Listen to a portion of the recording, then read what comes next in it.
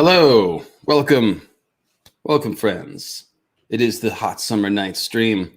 We're here to talk about those nights of summer who are out in the summer when it's hot outside and are also very attractive and good looking. The dashing gallantry of the Reach, if you will. And the nights of summer is, of course, a phrase that Catelyn uses to talk about Renly. It's very poetic. It leads to some symbolism. It also comes from a great Renly quote from A Clash of Kings. And so here we shall begin in A Clash of Kings. The press in front of them made further progress difficult. Lady Stark, Sir Catelyn said, if your men would be so good as to wait here, I'll present you to the king. As you say. She gave the command, though she had to raise her voice to be heard above the tourney din. Sir Catelyn walked his horse slowly through the throngs, with Catelyn riding in his wake. A roar went up from the crowd as a helmetless, red-bearded man with a griffin on his shield went down before a big knight in blue armor, who is, of course, Brienne. His steel was a deep cobalt, except for it wasn't to him, it was a her. We don't know that yet, of course. Even the blunt morning star he wielded with such deadly effect, his mount bartered in the quartered sun and moon heraldry of House Tarth. Red Ronnet's down, gods be damned, a man cursed. Loras'll do for that blue, a companion answered before a roar drowned out the rest of his words. Another man was fallen, trapped beneath his injured horse, both of them screaming in pain. Squires rushed out to aid them. This is madness, Catelyn thought. Real enemies on every side and half the realm in flames, and Renly sits here playing at war like a boy with his first wooden sword. The lords and ladies in the gallery were as engrossed in the melee as the men on the ground. Catelyn marked them well. Her father had oft treated with the southern lords, and not a few had been guests at River Run. She recognized Lord Mathis Rowan, stouter and more florid than ever. The golden tree of his house spread across his white doublet. Below him sat Lady Oakheart, tiny and delicate, and to her left Lord Randall Tarley of Hornhill, his great sword Heartsbane propped up against the back of his seat. Others she knew only by their sigils, and some not at all.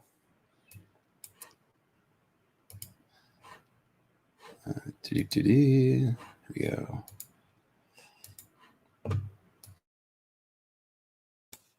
And by the way, I did get some PayPals come in right before the stream, and I'm definitely going to say thank you for all of those. And Morley, thank you very much.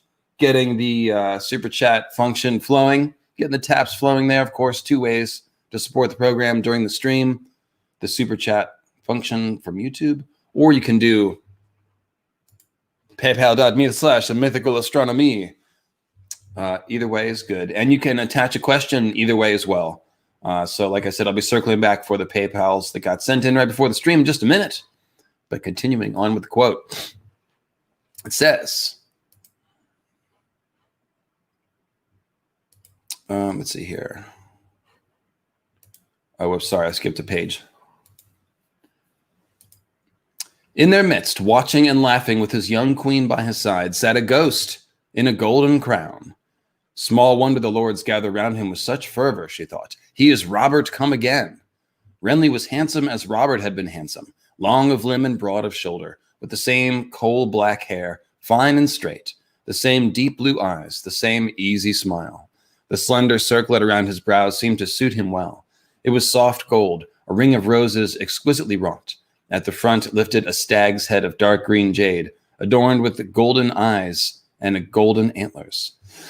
The crowned stag decorated the king's green velvet tunic as well, worked in gold thread upon his chest, the Baratheon sigil in the colors of Highgarden. And you guys will notice I got my green, gold, and black. So I got my Baratheon and Highgarden colors. Anyways, the girl who shared, I got a tree too, and the little elf. We'll get to the green men in a minute. In any case, green men who could do magic, I should add. The crowned stag. Okay, so the girl who shared the seat with him was also of Highgarden, his young queen, Marjorie, daughter to Lord Mace Tyrell. Their marriage was the mortar that held the great Southern Alliance together, Catelyn knew. Renly was 21, the girl no older than Robb, very pretty, with a doe's soft eyes and a mane of curling brown hair that fell about her shoulders in lazy ringlets. Her smile was shy and sweet. And by the way, hello, Nissa Nissa, child of the forest, symbolism, for those of you who know what that is. I don't want to get off topic, but yeah. And, oh, yes, you can buy a t-shirt. Thank you, Carl Karsnark. let's see. All right. Let's get the page again. Got to be careful where you click. So there we are. There is Renly and his beard. I mean, his wife. All right. So out in the field, another man lost his seat. Blah, blah, blah. I'm going to actually skip over some of the tournament stuff because part of the narrative here is the battle between Loras and Brienne, but it doesn't really have anything to do with what we're talking about. So they're fighting. Bloody blam. More fighting, axing, they're yelling. Blue Knight charges. It is a cool scene. We'll check it out. When we do a Brienne stream, we'll definitely get into the glory of Brienne's victory here. But she wins, and then it says, approach, King Renly called to the champion. He limped toward the gallery. At close at hand, the brilliant blue armor looked rather less splendid. Everywhere it showed scars, the dents of mace and warhammer, the long gouges left by swords, chips in the enameled breastplate and helm. His cloak hung in rags. From the way he moved, the man within was no less battered. A few voices hailed him with cries of Tarth and oddly, a beauty, but most were silent. The Blue Knight knelt before the king. Grace, he said, his voice muffled by the dented great helm. You were all your lord father claimed you were. Renly's voice carried over the field. I've seen Sir Loras unhorsed once or twice, but never quite in that fashion. That were no proper unhorsing, complained a drunken archer nearby. A Tyrell rose, sewn on his jerkin. A vile trick, pulling the lad down. The press had begun to open up. Sir Catelyn, Catelyn said to her escort, who is this man, and why do they mislike him so? Sir Catelyn frowned. Because he is no man, my lady. That's Brienne of Tarth, daughter to Lord Selwyn the Evenstar. Daughter? Catelyn was horrified. Oh, the violation of the gender norms.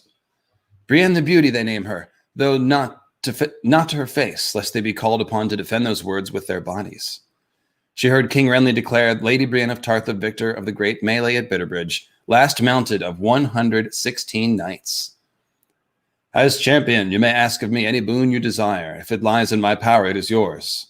Your grace, Brienne answered, I ask the honor of a place among your rainbow guard. I would be one of your 7 and pledge my life to yours, to go where you go, ride at your side, and keep you safe from all hurt and harm. Done, he said, rise and remove your helm. She did as he bid her, and when the great helm was lifted, Catelyn understood Sir Colin's words. Okay, let me go ahead. She's taller than Renly, yada, yada.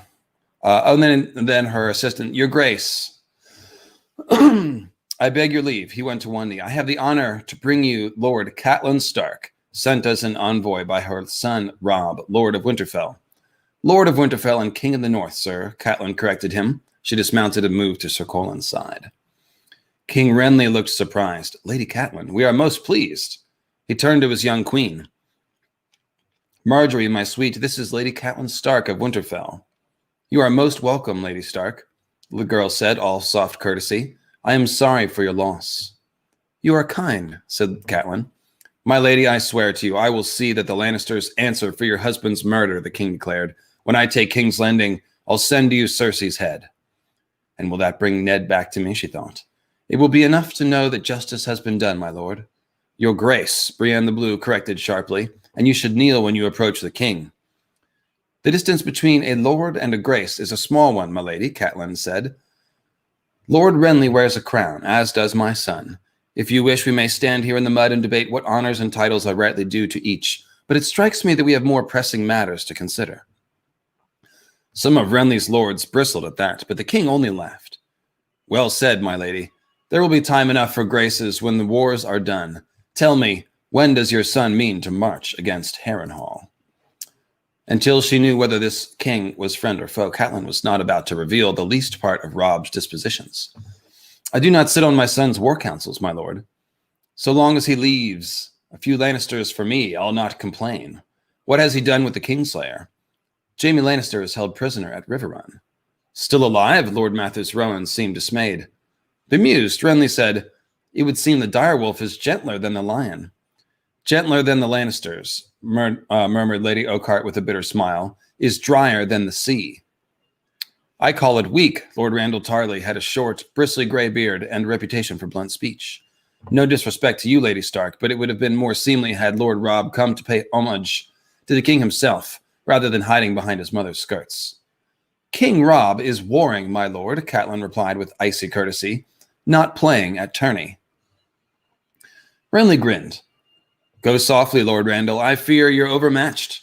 He summoned a steward in the livery of Storm's End. Find a place for the lady's companions, and see that they have every comfort. Lady Catelyn shall have my own pavilion. Since Lord Caswell has been so kind to give me use of his caswell, I have no need of it. My lady, when you are rested, I would be honored if you would share our meat and mead at the feast Lord Caswell is giving us tonight. A farewell feast. Fear his lordship is eager to see the heels of my hungry horde. Not true, your grace, protested a wispy young man who must have been Caswell. What is mine is yours. Whenever someone said that to my brother Robert, he took them at their word, Renly said. Do you have daughters? Yes, your grace, 2. Then thank the gods that I am not Robert. My sweet queen is all the woman I desire. Yeah, it's more than the woman he desires, so we all know that. Renly had out his hand to help Marjorie to her feet. We'll talk again when you've had a chance to refresh yourself, Lady Catelyn.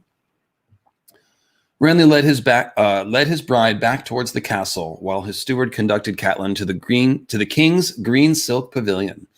If you have need of anything, you have only to ask, my lady. Catelyn could scarcely imagine what she might need that had not already been provided. The pavilion was larger than the common rooms of many an inn, and furnished with every comfort, feather mattresses and sleeping furs, a wood and copper tub large enough for 2, braziers to keep off the night's chill, slung leather camp chairs, a writing table with quills and inkpot, bowls of peaches, plums, and pears, a flagon of wine with a set of matched silver cups, cedar chests packed full of Renly's clothing, books, maps, game boards, a high harp, a tall bow, and a quiver of arrows, a pair of red-tailed hunting hawks, a veritable armory of weapons, and a partridge in a pear tree, and a robin and a wren. Oh, we'll get to that. He does not stint himself, this Renly, she thought as she looked about. Small wonder this host moves so slowly. Beside the entrance, the king's armor stood sentry, a suit of forest green plate, its fittings chased with gold, the helm crowned by a great rack of golden antlers. The steel was polished to such a high sheen that she could see her reflection in the breastplate, gazing back at her as if from the bottom of a deep green pond. The face of a drowned woman, Catelyn thought. Can you drown in grief? She turned away sharply, angry with her own frailty. She had no time for the luxury of self-pity. She must wash the dust from her hair and change into a gown more fitting for a king's feast. And she must also give us excellent Lady Stonehort foreshadowing, yes.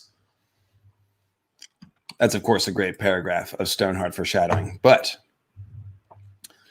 so skipping ahead, they come to the feast, and there's rich foods, and it's all over the top. It's very Garth, Summer King, bounty, kind of stuff. And then let's see here. Everyone's drinking too much and boasting. The height of the folly was reached when a plump fool came capering out in a gold-painted tin with a cloth lion's head and chased a dwarf round the tables, whacking him over the head with a bladder. Finally, King Renly demanded to know why he was beating his brother. Why, your grace? I'm the kinslayer, the fool said. It's Kingslayer, fool of a fool, Renly said, and the hall rang with laughter.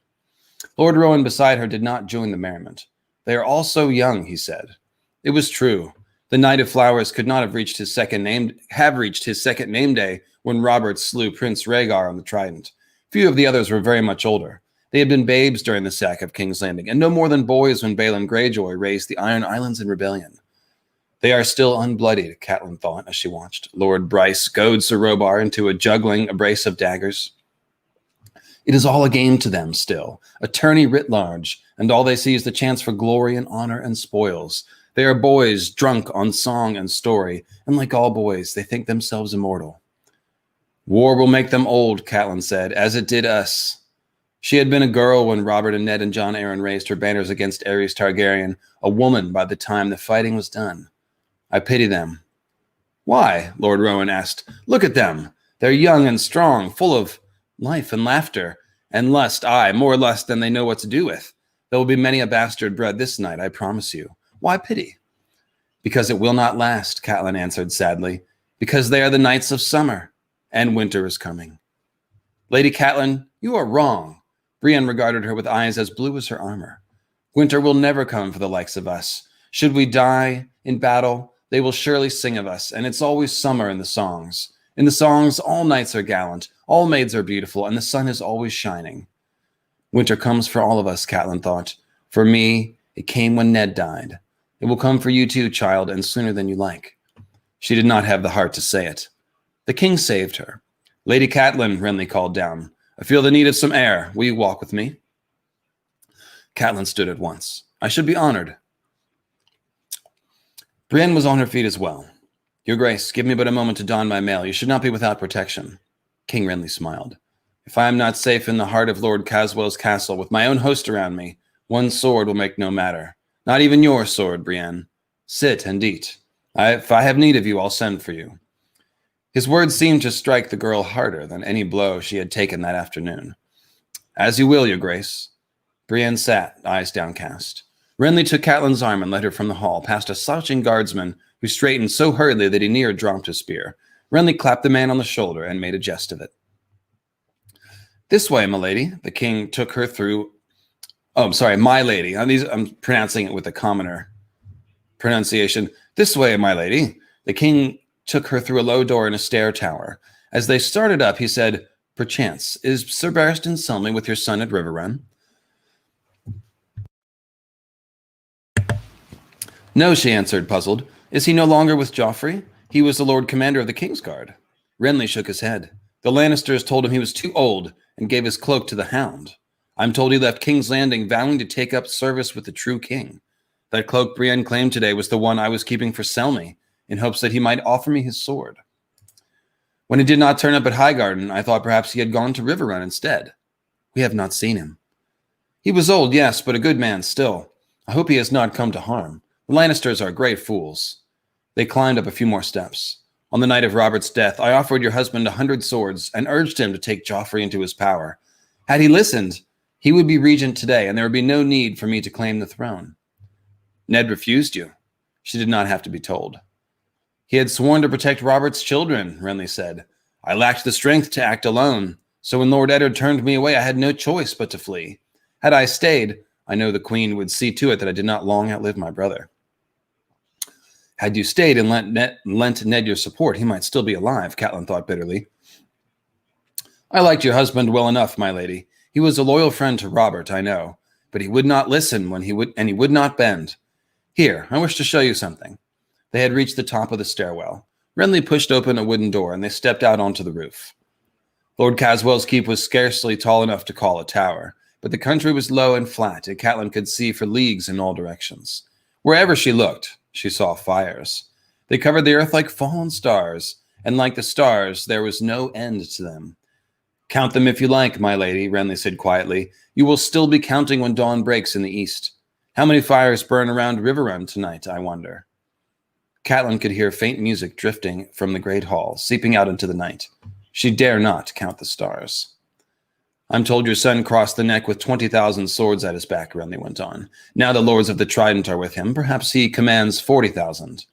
No, she thought, not near so many. We have lost men in battle and others to the harvest. I have twice that number here, Renly said, and this is only part of my strength.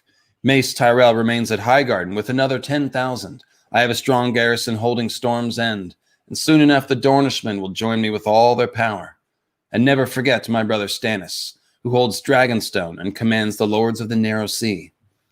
It would seem that you were the one who has forgotten Stannis, Catelyn said, more sharply than she had intended. His claim, you mean? Renly laughed. Let us be blunt, my lady. Stannis would make an appalling king, nor is he like to become one. Men respect Stannis, even fear him, but precious few have ever loved him. He is still your elder brother. If either of you can be said to have a right to the Iron Throne, it must be Lord Stannis. Renly shrugged. Tell me, what right did my brother Robert ever have to the Iron Throne? He did not wait for an answer. Oh, there was talk of the blood ties between Baratheon and Targaryen, of weddings 100 years past, of second sons and elder daughters. No one but the maesters care about any of it. Robert won the throne with his war hammer. He swept a hand across the campfires that burned from horizon to horizon. Well, there is my claim, as good as Robert's ever was. if your son supports me and his father supported Robert. If your son supports me as his father supported Robert, he'll not find me ungenerous. I will gladly confirm him in all his lands, titles, and honors. He can rule Winterfell as he pleases. He can even go on calling himself king in the north if he likes, so long as he bends the knee and does me homage as his overlord. King is only a word, but fealty, loyalty, service, those I must have. And if he will not give them to you, my lord? I mean to be king, my lady, and not of a broken kingdom. I cannot say it plainer than that. 300 years ago, a Stark king knelt to Aegon the dragon when he saw he could not hope to prevail. That was wisdom. Your son must be wise as well.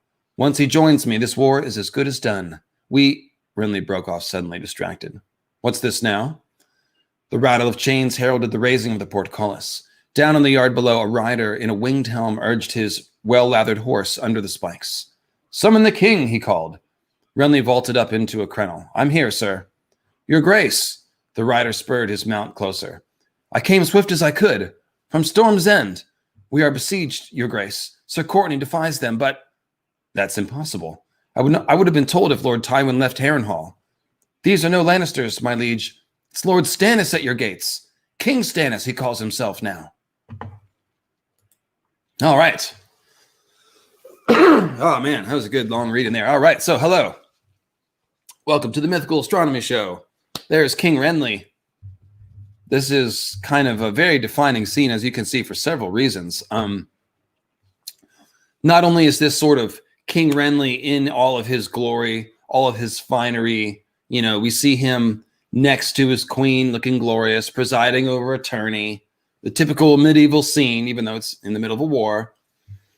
And this is King Renly. Like I said, he's very much a summer king, just like Robert. You can see he's surrounded by bounty in every sense. He's got young, good-looking people. They're lusty for each other. There's food everywhere. It's just overflowing. Everyone's drunk and happy and naked, just like Robert was talking about. So it's you can see very much. And then Catelyn literally says, they are the Knights of Summer. So you can see the very clear seasonal association. And of course, anytime we're talking about stagmen, antlered people, we're talking about the cycle of the seasons, yada, yada, yada. The green man depicts the green of nature. And so he dies in the fall and wakes up in the spring, just as the green of nature disappears through the winter and comes back. Or sometimes, you guys, it's split in half, Oak and Holly King. In that circumstance, the Oak King is representing summer, and the Holly King represents winter, and they each rule for 6 months. They kill each other and take each other's place. So what's happening here is that Stannis is a winter king, and all his symbolism lines up with that. He is not surrounded by bounty. Like, think about it. He's the opposite of Robert and Renly's excess, right? He's austere. He's gaunt, grinds his teeth. He's kind of stingy. He doesn't have a lot of resources. He's sort of scrappy and tough. He's looks like old leather. So it's very much the opposite of, it's more like a Stark. In fact, Stannis comes across a lot like a Stark. And that's because the Starks are also, for the most part, the winter people as well.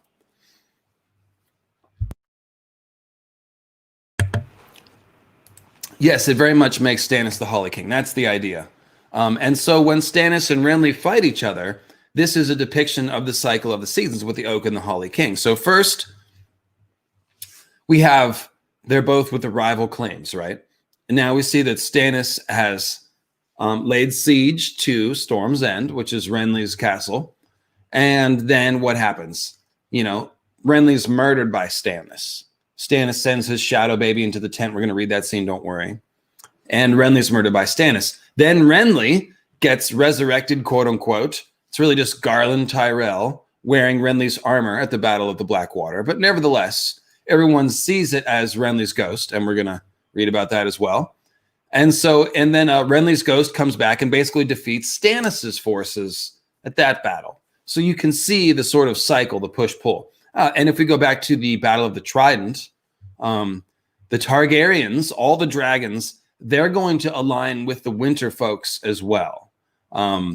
they probably can't go into it too much, but when we see basically Robert versus Rhaegar at the Trident, Rhaegar is your Night King figure, your Winter Associated figure, and Robert is the Summer King. The Targaryens had just been presiding over a winter, and then when they're defeated, it turns into summer, and Robert presides over a long summer. So you can sort of see how that goes. Also, the symbolism of the Targaryens, as I pointed out, has a ton in common with the Starks. They've got all that underworld symbolism, and of course, the three-headed Targaryen dragon and the direwolf of House Stark, which is basically a hellhound.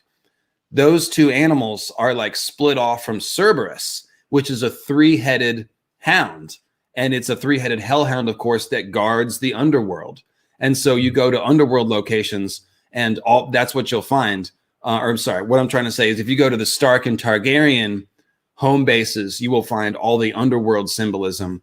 And again, you find a three-headed dragon instead of a three-headed hellhound. And then the Starks have a one-headed hellhound instead of a three-headed hellhound. So all very similar symbolism. That's all sort of winter symbolism. And it's in strict contrast to the summer symbolism of Renly and Robert.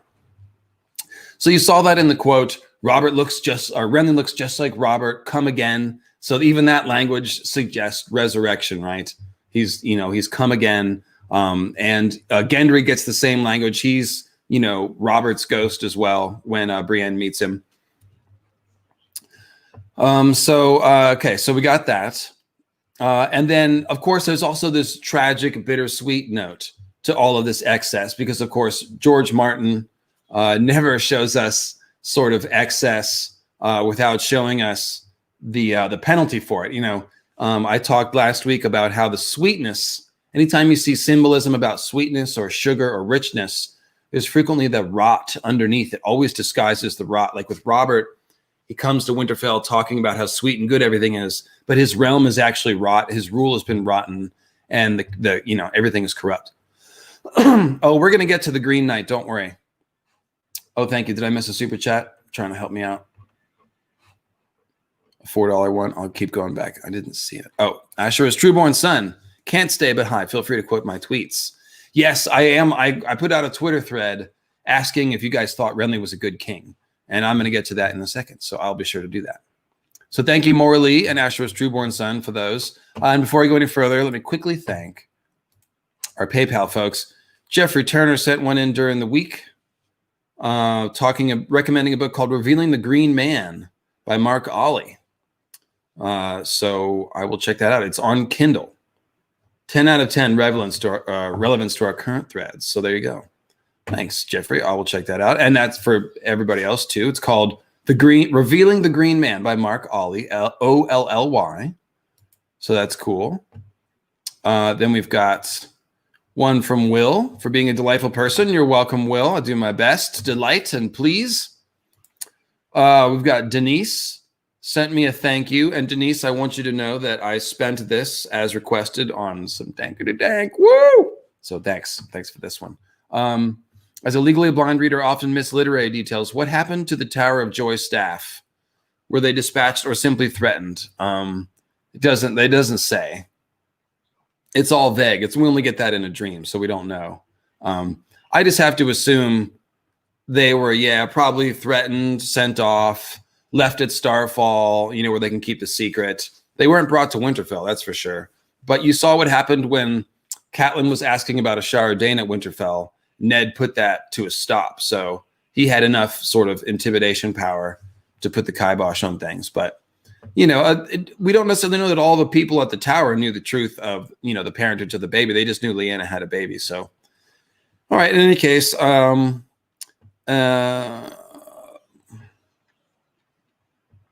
Connington begin a grayscale epidemic in Westeros? Yes, he will. That's coming for sure.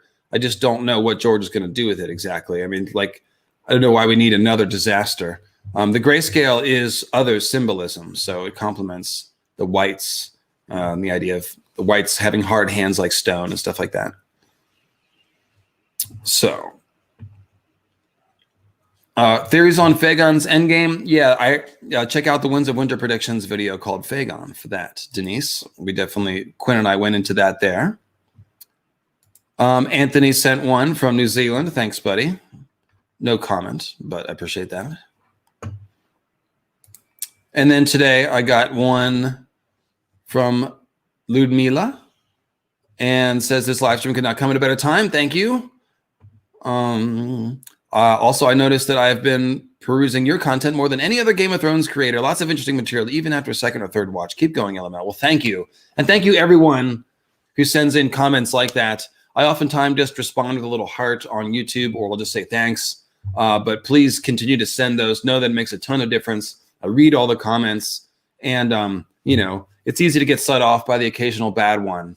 But it's, easy to forget about those because there's 10 comments, 20 comments like this. You guys are very supportive and very encouraging. I really appreciate that. And like I said, just know that it means a lot. So if you're thinking about typing a couple sentences of appreciation, please do. And this is a personal thing. This isn't just a job for me. I put a lot of myself. I mean, this is like Wall of Dave here. This is all me. The voices, I make the music. So it means a lot when you guys like what I'm doing here. It means a lot. It's very personal, very personal. And then we've got Megan, no question, just appreciation. Thank you, Megan. And that brings us current. So thanks for being patient with me, guys. Just have to show gratitude for all the things. The Warriors playing. Man, the Warriors are playing tonight. Yes. Well, all right. So Renly. I did pose the question on Twitter whether or not Renly was a good king. And I'll get to that in just a second. And there were some good responses. But it is interesting sometimes to read, you learn the most about somebody by listening to someone who knew them well talk frankly about them sometimes. And so here is Crescent. We're going to have Crescent talking about Renly, and then also Donald Noy, who was the Baratheon Smith. They both have interesting quotes about Renly. Neither of them are super kind, but such is the case. So this will be Clash of Kings.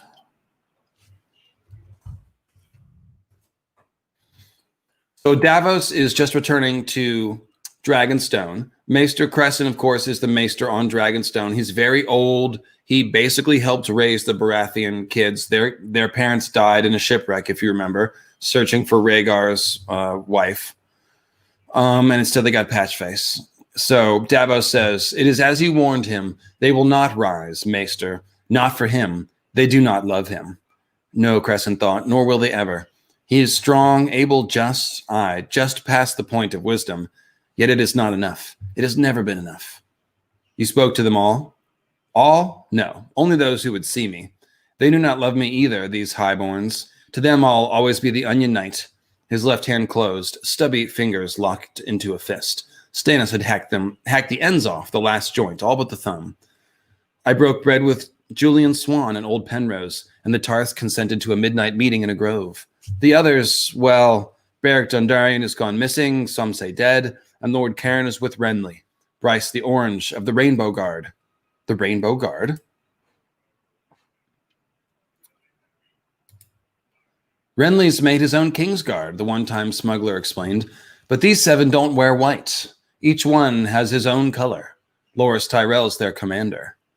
It was just the sort of notion that would appeal to Renly Baratheon, a splendid new order of knighthood, with gorgeous new raiment to proclaim it. Even as a boy, Renly had loved bright colors and rich fabrics, and he had loved his games as well. "Look at me," he would shout as he ran laughing through the halls of Storm's End. "Look at me, I'm a dragon," or "Look at me, I'm a wizard," or "Look at me, I'm the rain god." That's pretty good right there. That's Azor Ahai. He is at once a dragon, a wizard, and when he says rain god, think of, an antlered rain god, a storm lord. So you've got basically an antlered green man, Azor Ahai, a dragon, a wizard, and a rain god. In any case, the bold little boy with wild black hair and laughing eyes was a man grown now, 21, and still he played his games. "Look at me, I'm a king," Crescent thought sadly. Oh, Renly. Renly, sweet dear child, do you know what you are doing? And would you care if you did? Is there anyone who cares for him but me? So that's that.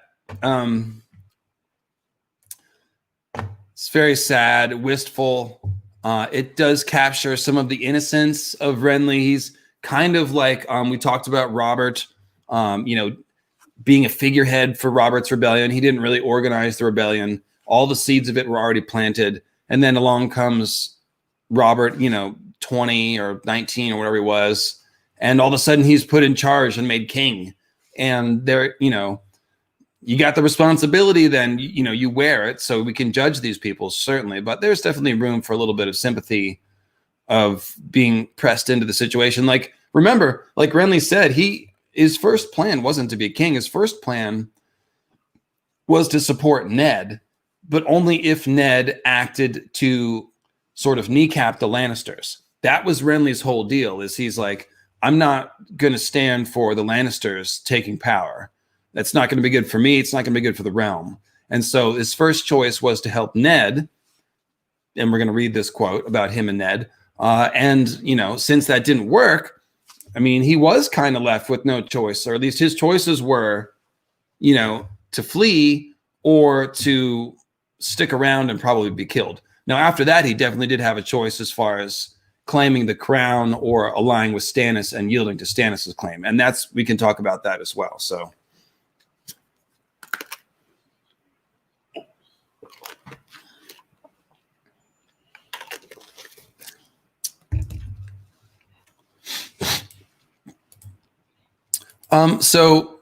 Okay, I see someone saying, I'm still confused about how the fire-aligned Targs are Winter Kings. Can someone point to a vid where he goes into that more? Well, if you think about the Targaryens, like, they're all about black. Like, they've got black armor.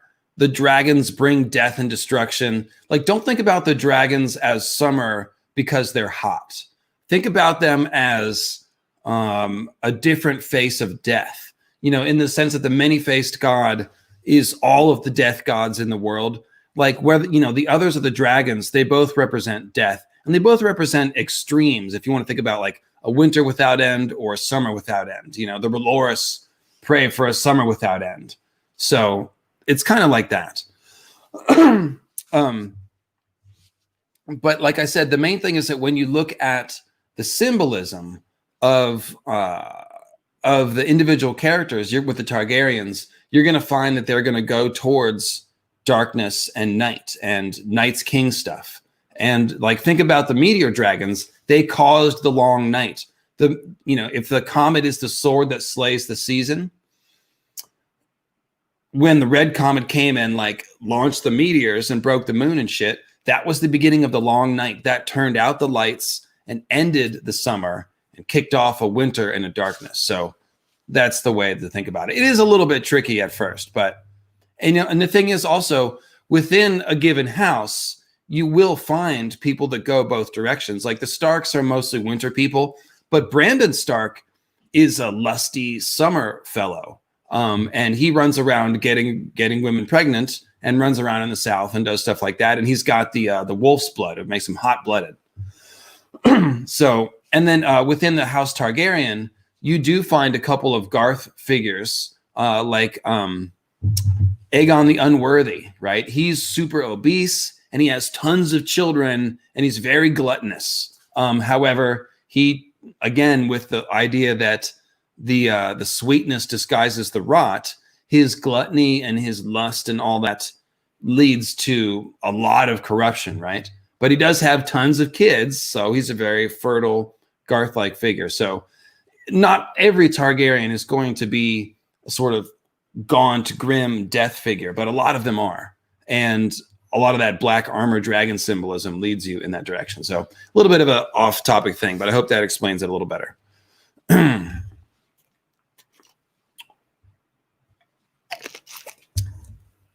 You could also think about, if you think about the dragons having horns too, then they're horned lords as well. And so you have the summer horned people who are like, they're celebrating the vitality of nature, and they're because like the stags, like they run around in the summer, and Cernunnos symbolizes the bounty of nature. But like I said, the dragons go to a dragon lair, and everything is dead, right? When Drogon makes something his home in the Dothraki Sea, it's like a burnt spot, and all the trees are burnt. Everything is dead. So, yeah, there you go. The best I can do.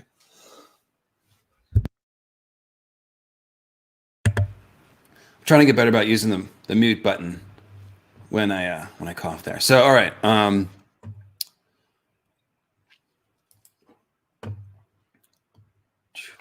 Also, I'll just to put a coda on that. Going back to the Trident, we've got the Green King Robert killing Rhaegar Targaryen, and essentially this is taking over. You know, the Targaryens start minting all their coins, their dragons now. Or I'm sorry, King Robert. Just Robert. Okay, let me back up. So before the Targaryens take power, is what I was trying to say. The coins, the gold coins that they used were the Garth coins. They had Garth heads on them. And we've in the story, we find a little bit of Reach gold, and it has Garth's head on it. So when the Targaryens took over, Westeros wasn't ruled by one king. It was widely dispersed. But the first king of the first men was, of course, Garth the Green. And the Gardener kings were the most powerful kings before the Targaryens came. They were the ones who were recognized for as the oldest, greatest kings, and at different ones rose and fell at different times. But the gold coins of the realm, they were Gardener coins. They were minted in Highgarden, and they had Garth's head on them. Now, once the Targaryens took power, this is that cycle of the season stuff. So now you have the dragons taking power, and now the gold coins are dragons. And then when when Robert kills Rhaegar, now the cycle swings back again. The dragons are now replaced with Robert, who's a Summer King. So there you go. And we'll have Dragon King sitting on the throne again briefly, whether that's Fagon for sure. Maybe Dany. I don't think so. I don't think Dany's ever going to sit the Iron Throne. I think it'll be Fagon. And then King Bran will be a Green King at the end. So you'll see the cycle turn a couple more times.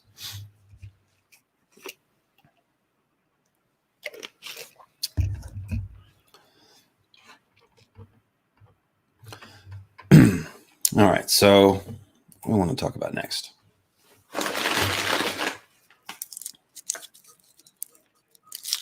We're going to have a lot of fun comparing the death scenes of Robert and Renly. They've got a lot of cool symbolism. Queen Daenerys will get her throne. Dude, you don't want her to get the Iron Throne. That's what I'm saying. The show got Dany's ending totally wrong, as I've said many times in live streams and videos such as Born to Burn the Others. However, what the show is showing us is kind of like what could happen if Dany did try to grab power for power's sake. It would eventually make her just another turning of the wheel that she was talking about breaking. The thing about the Iron Throne is that it represents a false prize. We're told that right from the beginning.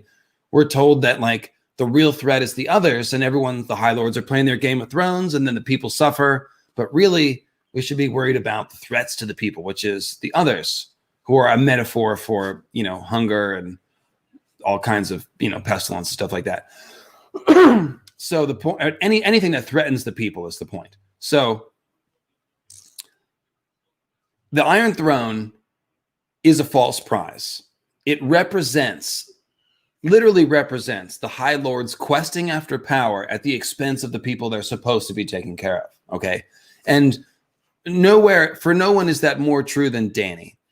The whole thing about Dany's character is that every time she's had power, and I promise I won't stay on my Dany soapbox for very long, every time she's had power, she's used it to protect people. That's what she's concerned about, is protecting her people, whether it's the Dothraki prisoners of war or the Unsullied or the people in Meereen. She's always concerned about that.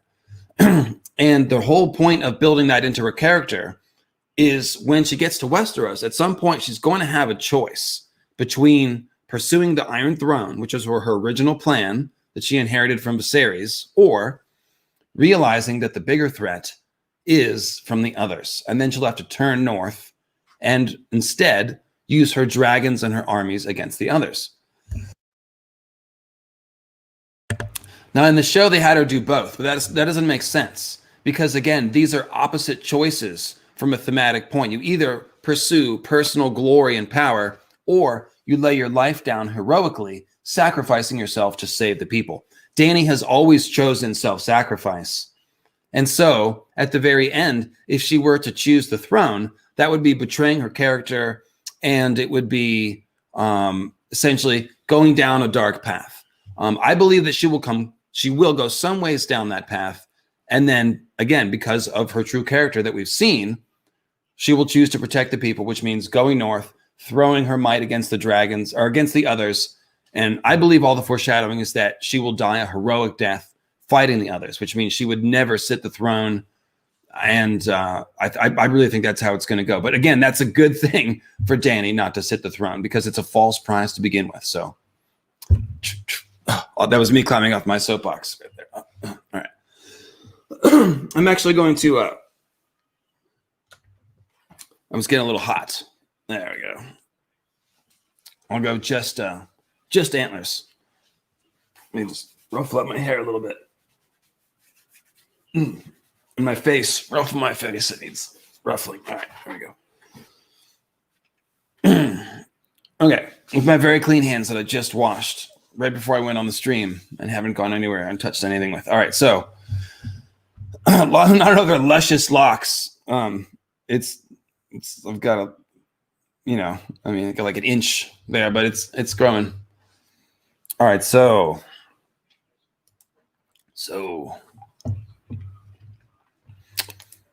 the other quote about Renly, which is very insightful, is this one from Donald Noy.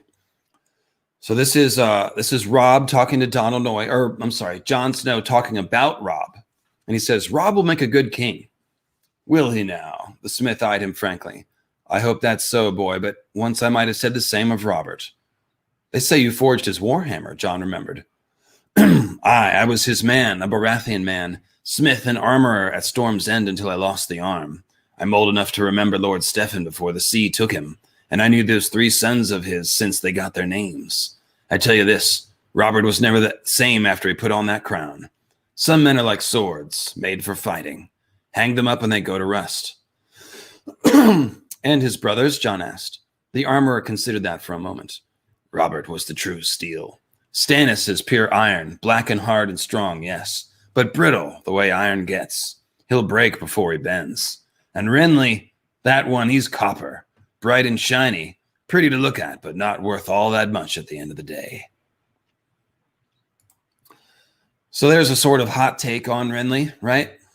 Sorry, guys, 1 second.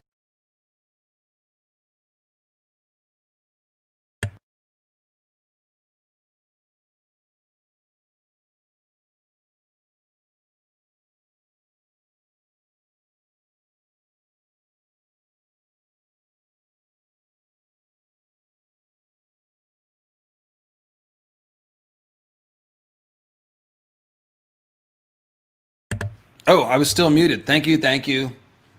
So I was calling out Girl Nettles. Girl Nettles is in the chat. What's up, Girl Nettles? I want to get you on a stream to talk about something funny, because Girl Nettles is very funny. What's your YouTube channel called? It's not your name, is it? It's something different. I'm unmuted now. Yeah, no, I'm good. So post it in the chat, Girl Nettles, and I will shout it out for you. Howdy, she says. She did something where she got drunk and then tried to name every Targaryen king in order. That was pretty sweet. In any case, let's see here. So there you go. Robert's the true steel. Stannis is brittle. Oh, it is the same name. So just look up Girl Nettles and you'll find her channel on YouTube. Very cool. So yeah, I am going to get her on. I was thinking we were talking about maybe doing having you on for Theon. I think that would be cool because you said you were into Theon. Because I do need to finish up those Winds of Winter previews. So I have you on with Quinn. We could talk Theon. But yeah, absolutely. So Renly is like bronze. He's bright and shiny and pretty to look at, but not worth a whole lot. So says Donald Noy. So what do you guys think? Would Renly have been a good king? This is the question that I posed on Twitter. And let me pull this up here.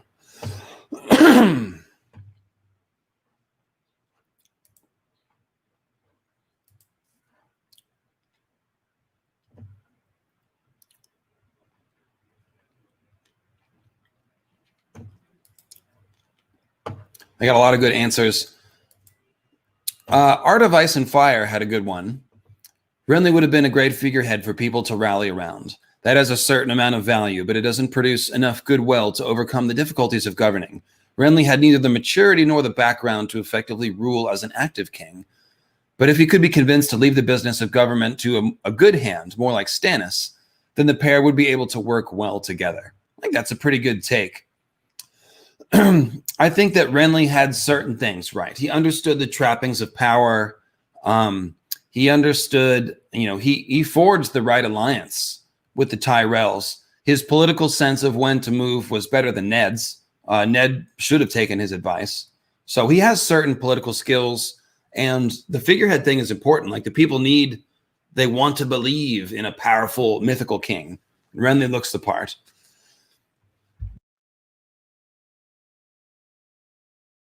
Man, just can't seem to. I need to get my. I used to keep Hennessy on hand, a shot of Hennessy to like clear the pipes. That really worked. I need to get some more of that. I don't have time to brew tea. I never remember to do that. So I think he would have been decent. I don't think he would have been quite as bad as Robert, in the sense that, like, Robert was willfully ignorant. He didn't want to go to the meetings. He didn't want to know about anything. He was literally trying to drown out his pain. I think Renly's a little more hands-on. So he has that going for him. But he also would have been pretty irresponsible. Clearly, he was irresponsible. He's throwing a feast in the middle of when he should be taking this seriously like a war. And so he just finishes his feast, and then a messenger comes running in. Oh, by the way, you've been caught with your pants down, and your brother is besieging you at Storm's End. So that just goes to show, like, he didn't cover his bases there, right? And then, how about this? If he had supported Stannis, they could have created a powerful alliance. I mean, really, you can criticize either of them. And there's a Girl Nettles channel link. You can blame either Stannis or Renly. They should have allied one way or the other. You could argue that Renly was the better figurehead and Stannis could have been the powerful hand. Stannis had the claim, though, so you could argue Renly should have taken his alliance with Highgarden and used that to bolster Stannis's claim. Either way, if they had paired together, then clearly they would have been able to defeat the Lannisters and carry the day. And the Starks wouldn't have been able to stand against them either. But they didn't do that. They competed against each other like stubborn stags. And so we got the great tragedy that is Stannis murdering Renly with a shadow baby.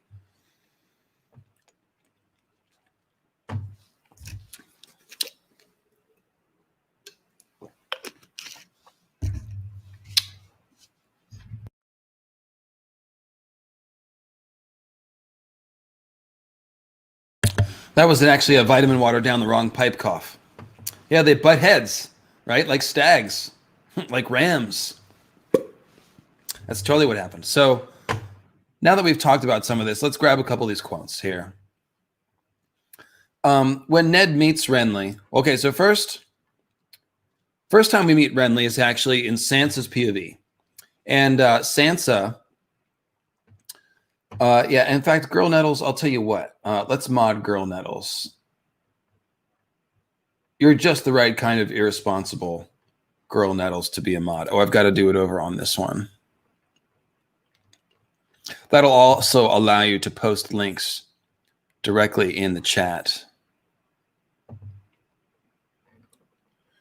Oh, God, I can never find... There it is. Okay. Add moderator. Dun dun! Girl Nettles has the hammer. Celebrate. Everyone celebrate. All right, cool. So, Sansa's POV, that's where we meet Renly.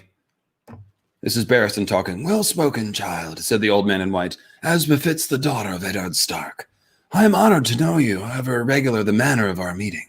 I am Barristan Selmy of the Kingsguard. He bowed. Sansa knew the name, and now the courtesies that Septim Mordain had taught her over the years came back to her. The Lord Commander of the Kingsguard, she said, and Counselor to Robert, our king, and to Aerys Targaryen before him. The honor is mine, good night. Even in the far north, the singers praise the deeds of Barristan the Bold. The Green Knight laughed again. Barristan the Old, you mean? Don't flatter him too sweetly, child. He thinks overmuch of himself already. He smiled at her. Now, wolf girl, if you can put a name to me as well, then I must concede that you are truly our hand's daughter. Joffrey stiffened beside her. Have a care how you address my betrothed. I can answer, Sansa said quickly to quell her prince's anger. Abusive relationship. Okay, she smiled at the Green Knight. Your helmet bears golden antlers, my lord. The stag is the sigil of the royal house. King Robert has 2 brothers. By your extreme youth, you can only be Renly Baratheon, Lord of Storm's End, and Counselor to the King, and so I name you. Sir Barristan chuckled. By his extreme youth, he can only be a prancing jackanapes, and so I name him. That's a great line. I love that one. Prancing jackanapes. So we've got this image of Renly forming up that is very non-serious, right? So he's a prancing jackanapes. Then when Ned meets him at the council, he's also very casual and cavalier. And, Ned says, oh, you're the spitting image of your brother Robert. And Renly kind of casually says, poor copy, So he's constantly sort of downplaying himself to the High Lords.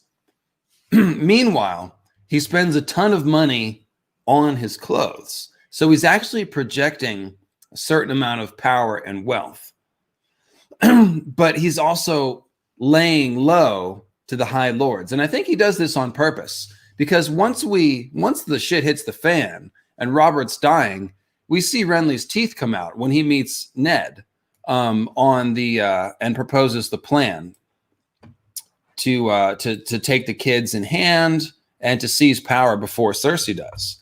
And so we can see he's nobody's fool. But he's putting on this air of being casual. Now, another moment in this the council meeting, the first high council meeting that Ned's at, that's the one where Ned discovers how badly the crown is in debt. And you can tell from Renly's remarks that he's kind of helpless. Like, for example, Ned says, well, shouldn't we wait for Robert? And Renly's like, well, we're going to be waiting a long time if we wait for Robert.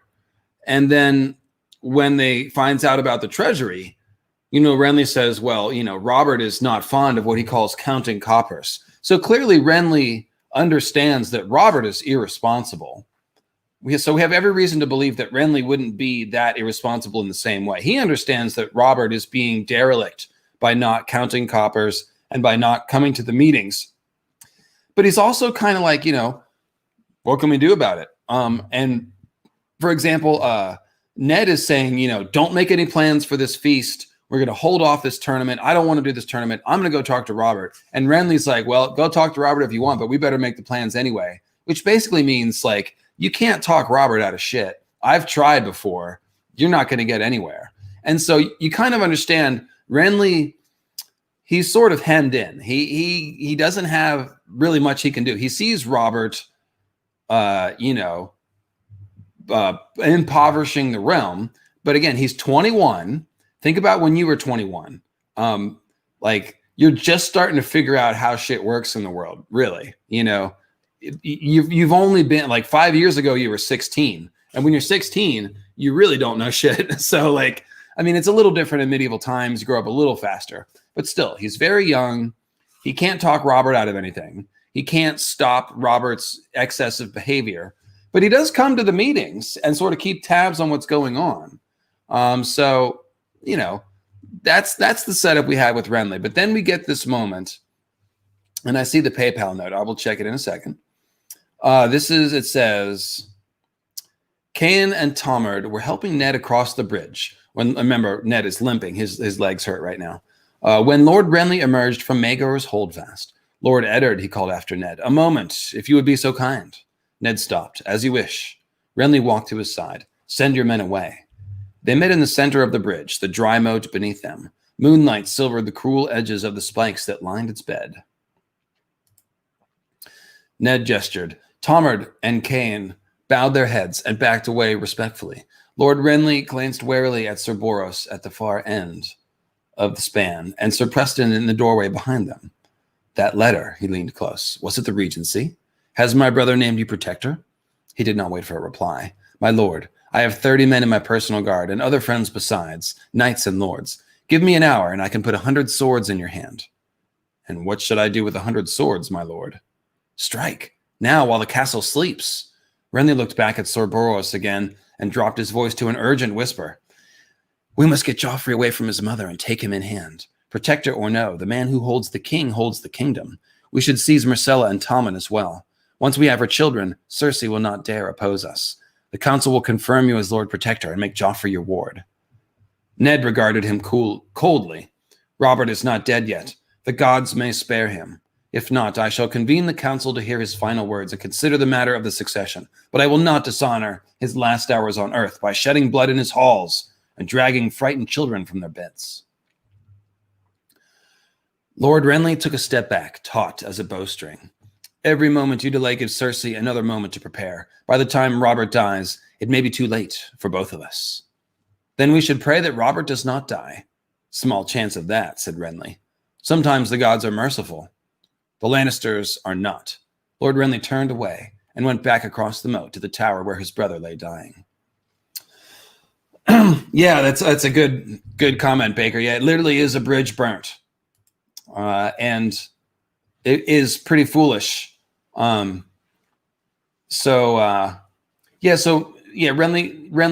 says he has 30 men with him, and then he can put 100 swords because he has allies there. So that's how that works. But you can see what's happening. So Renly is politically savvy, right? We're still asking ourselves, could Renly have been a good king? Politically savvy, yes. He understood the stakes of the game better. He knew not to underestimate Cersei. That's right.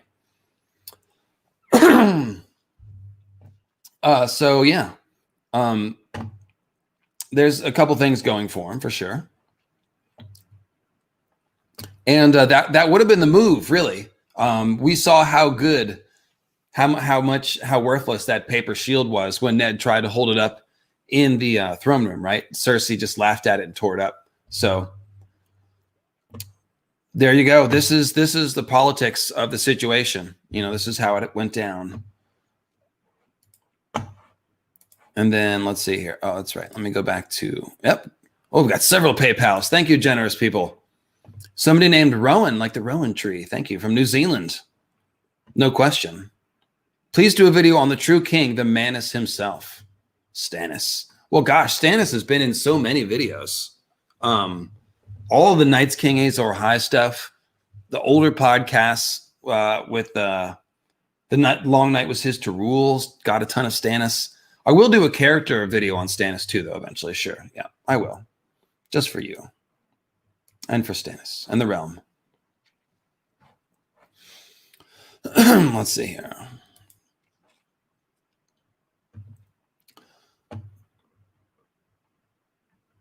One from Megan. Thank you, Megan. One from Sheila. Oh, Sheila, thank you. That was very generous. No question, but I appreciate it. All right. You guys are rocking my socks off today. Thank you. So yeah, the point is, if Stannis and Renly if they had combined, they would have been unstoppable. But unfortunately, their pride, got in the way. And so that's actually a great setup to read the quote where Stannis and Renly parley with each other. And this is a great scene. It also includes the legend of Storm's End, which is awesome. And it's a great setup for the scene. As I've often said, George R. R. Martin is very skilled at using his world building to complement the heart and conflict of the characters in the scene. So, the story of Durin Durrandon and the founding of House Baratheon comes right before Catelyn meets the Baratheon brothers, right? And so you hear the story about how stubborn Durin Godsgrief is, and then you meet the stubborn Baratheon brothers. So it's very much a character building kind of a thing there. All right. Guys, let me give me like 2 seconds before I read this quote. Okay, 1 second.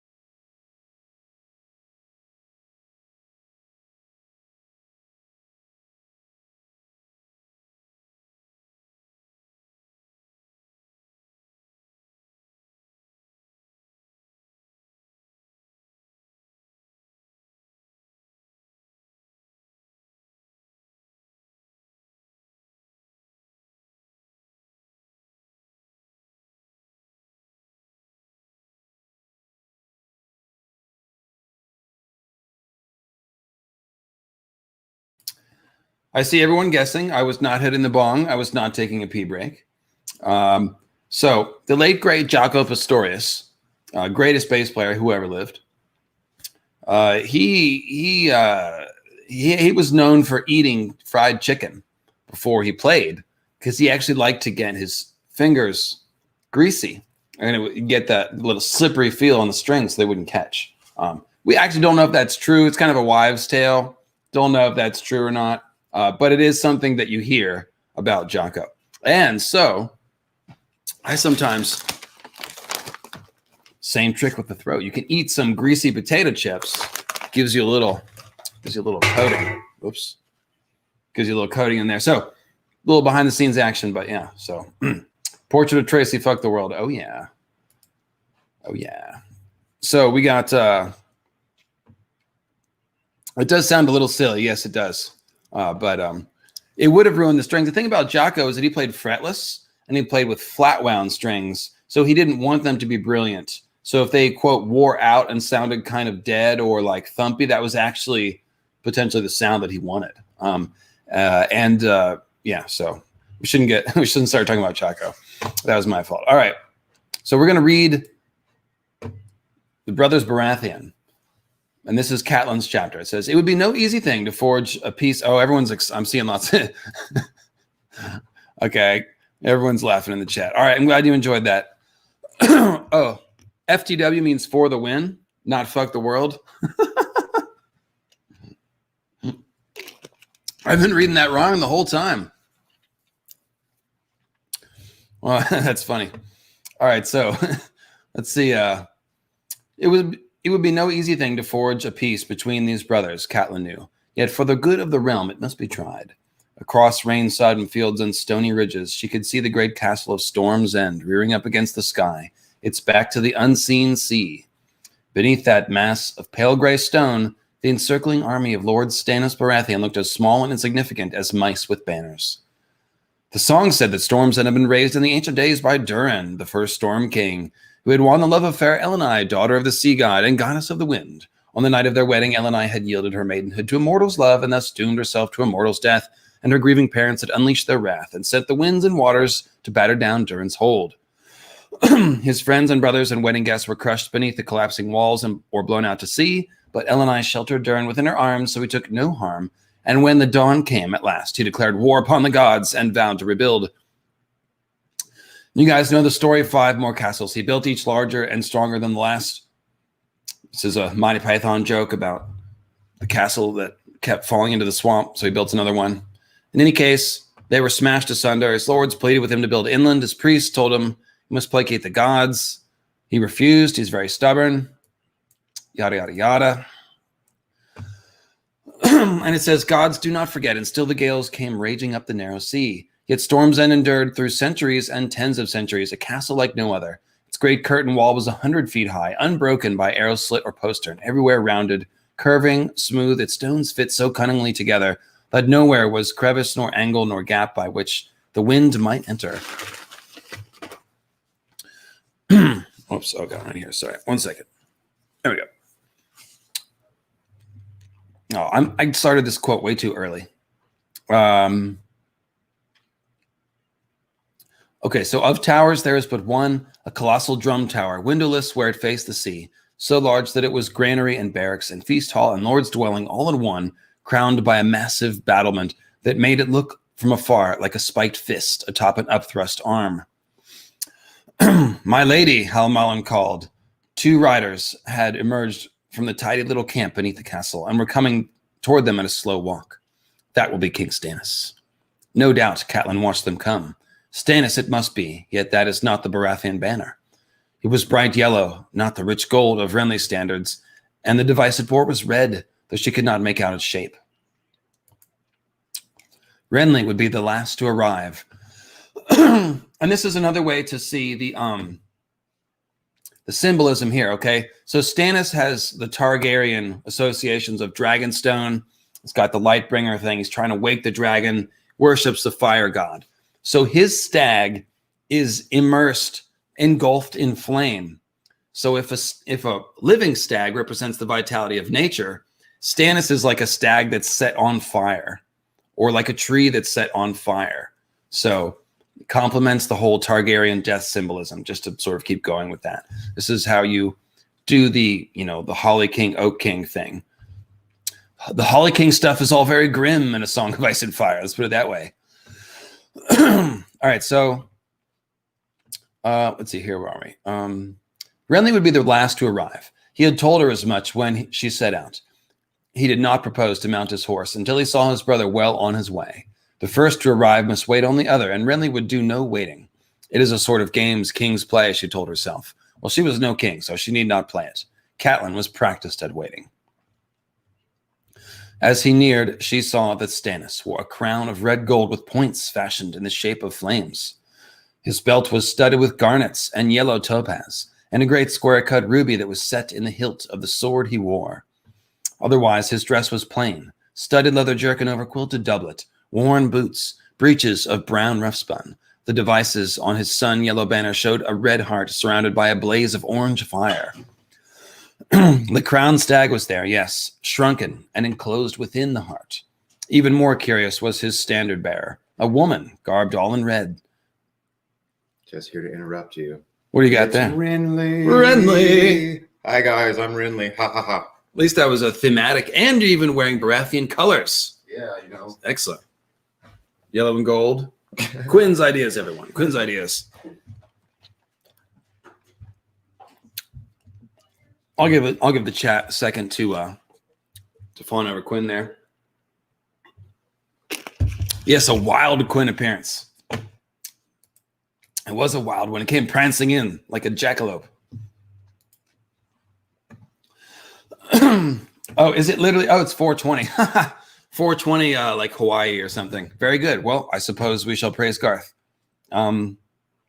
Here, let's do this.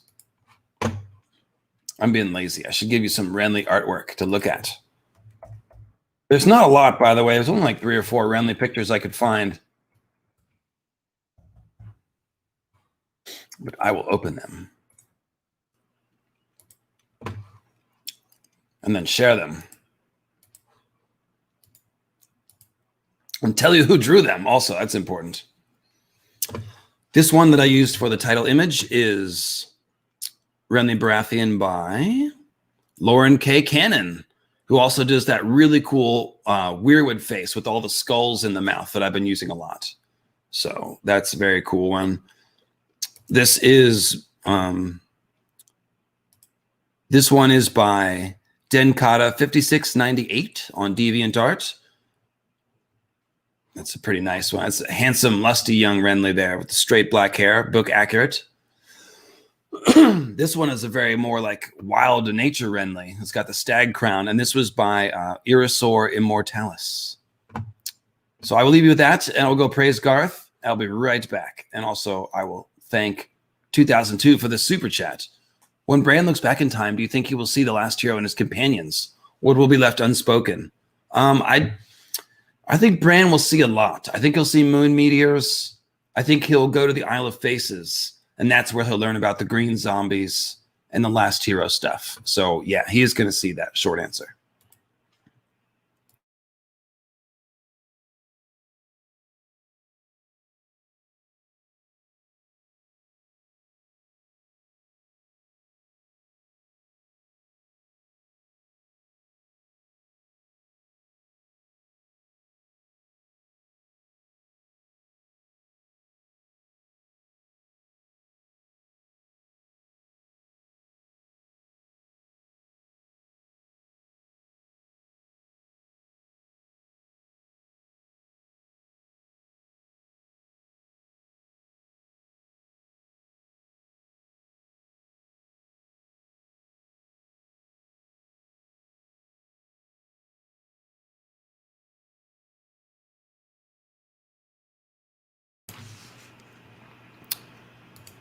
And we're back.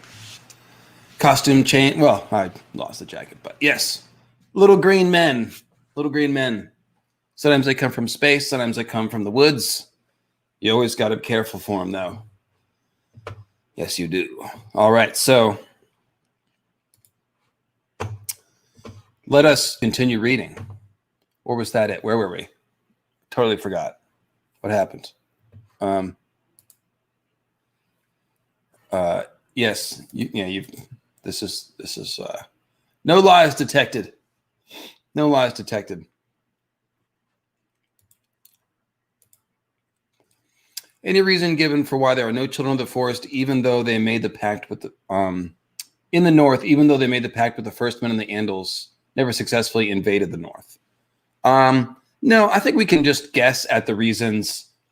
Leaf went about. Okay, so look at this. Leaf went about in the kingdoms of men for a long time. We don't know what she did or how long that was. Could have been decades. Maybe the ghost of High Heart is her offspring, for example, is a theory that's out there. So we know that the children can hide from men if they want to. So there could be some children south of the wall somewhere. There could be some on the Isle of Faces, it is said.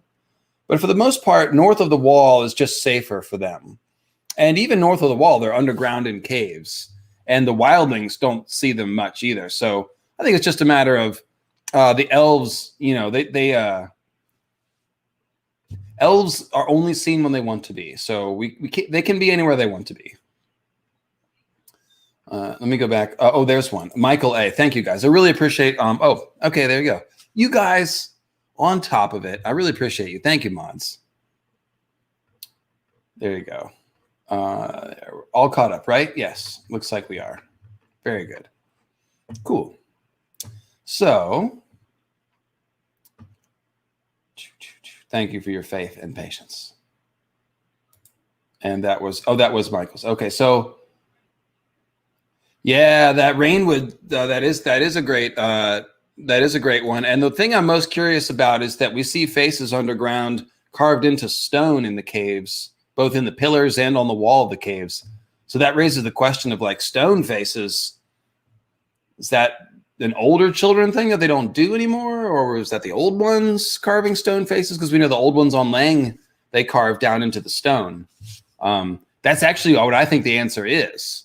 Of course, if you've watched my Green Man videos, the Holy Isle of Lang and Garth the Green Man, I've connected the old ones of Lang to the Green Men. And on Lang, like I said, they have the underground cities that are carved out of stone. So it seems like the old ones, aka the Green Men, carve stone, whereas the children may not. So when we see stone faces in the Rainwood, I'm wondering if that's a Green Man thing. So yeah. Great question from Gus about the Green Men. Are there green women too? If not, are the Green Men on the Isle of Faces recruited from humans like Blood Ravens are like Blood Raven is, or have they lived there since the Pact? So I suspect that there may be green women. Here's what I think. It could be that the Green Men are the males to the female children of the forest, and that they have extreme sexual dimorphism, where the males are much taller, females smaller. The thing is, we hear the legends of the children of the forest, the males and females hunted together, we're told. So that kind of sounds like there's male and female children, and then presumably there would be male and female green men. Also, you wonder, like, yeah, I think that makes more sense. So if there are female green men, then this is probably what Nissa was, because again, Nissa's symbolism, some of it makes her sound like a child of the forest, but a lot of it just makes her sound like an elf woman or a weirwood woman. And a green woman, could qualify as that as well. So it's hard to say. It really is. We're probably going to have to wait until we see the Isle of Faces. Some people are bringing up the Entwives. Remind me again what the deal is with the Entwives. Are they like gone and the Ents are looking for them or something? I don't remember. I do have a couple of green woman art works that I've pulled off of DeviantArt. I've got a cool one here I could show you called Nature Godlike. This could be what a green woman would look like. There we go.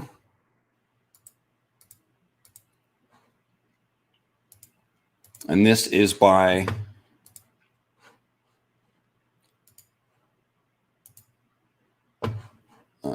make it a little bigger. Boom. Pretty cool art, right? This is by Telthona. And it's called Nature Godlike. So if there are green women, this might be how they roll. Pretty cool, huh? Even got the red hair like Nissa might have had. So very cool, very cool. We can also think about the possibility of Valerian looks crossed with green man looks. So you might have more of like a silver elf looking Nissa. That could be the case too. Oh, okay, so there, got that one. I'm in love, someone says. Yeah, careful about falling in love with elves. It can lead to get in trouble that way. All right, so we don't know. We're gonna have to find out if there are green women. I want to say yes. I think that would be cool. But it could be that the children that we see are the females and the green men are the males, and they're just the males are tall, and like I said, sexual dimorphism, bloody bloody. Did I get an answer with the Entwives? The Entwives need some space, owing to their slow nature. Okay, they're joking. They failed their women long ago. They have all fled the world of man. Okay, that's interesting. I guess that could be. It could be something like that, where there's only green men left. Yeah. We'll just have to wait and find out. But either one would kind of make sense, wouldn't it? And by the way, so let me stop and tell you about some of the videos I have coming soon. I've got one more Green Man video, which is a real mother of a video, I got to tell you. It's getting into the old ones wordplay that I got in Sacred Order of Green Zombies 5, 6, and 7, which looking back are kind of incomprehensibly written. I mean, not totally incomprehensibly written, but kind of wandering all over the place. There's some really good stuff in there, but it's very convoluted. So the Isle of Lang old one stuff and the Garth the Green Man stuff is largely pulled from the Green Zombies series, but I'm giving it to you in a much more, I think, coherent, trimmed down fashion. This third one is going to be like full-on mythical astronomy, close reading wordplay stuff, but you know, in a bite-sized format. So I'm not sure how it's going to go. And to be honest, these last two Green Man videos have not done all that well for me. They've done like half as well, if that, as the Jon Snow videos that I did. And that's part of the game. You know, not every topic is going to have the same level of interest. Obviously, Jon Snow is like the main character, and the Green Men are this obscure thing from the book lore that aren't even in the show. So not really surprising. You guys that love the Green Men videos, like, you guys are my people.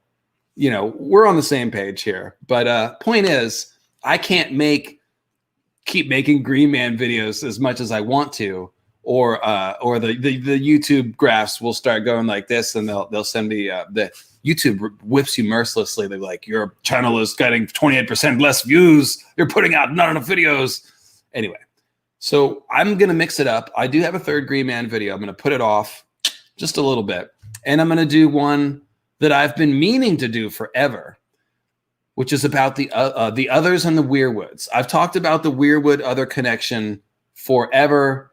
I've talked about it here and there on videos and live streams, but I've never done a dedicated The White Walkers Come from the Weirwoods video. This is that video, and it is going awesome. I started writing it last night at 11:30 at night. I drank a Red Bull at like 11:30, started writing, got about 3,500 words, put another 1,000 on it this morning. So I've got like a half-hour long script. It's really, I think it sounded really good.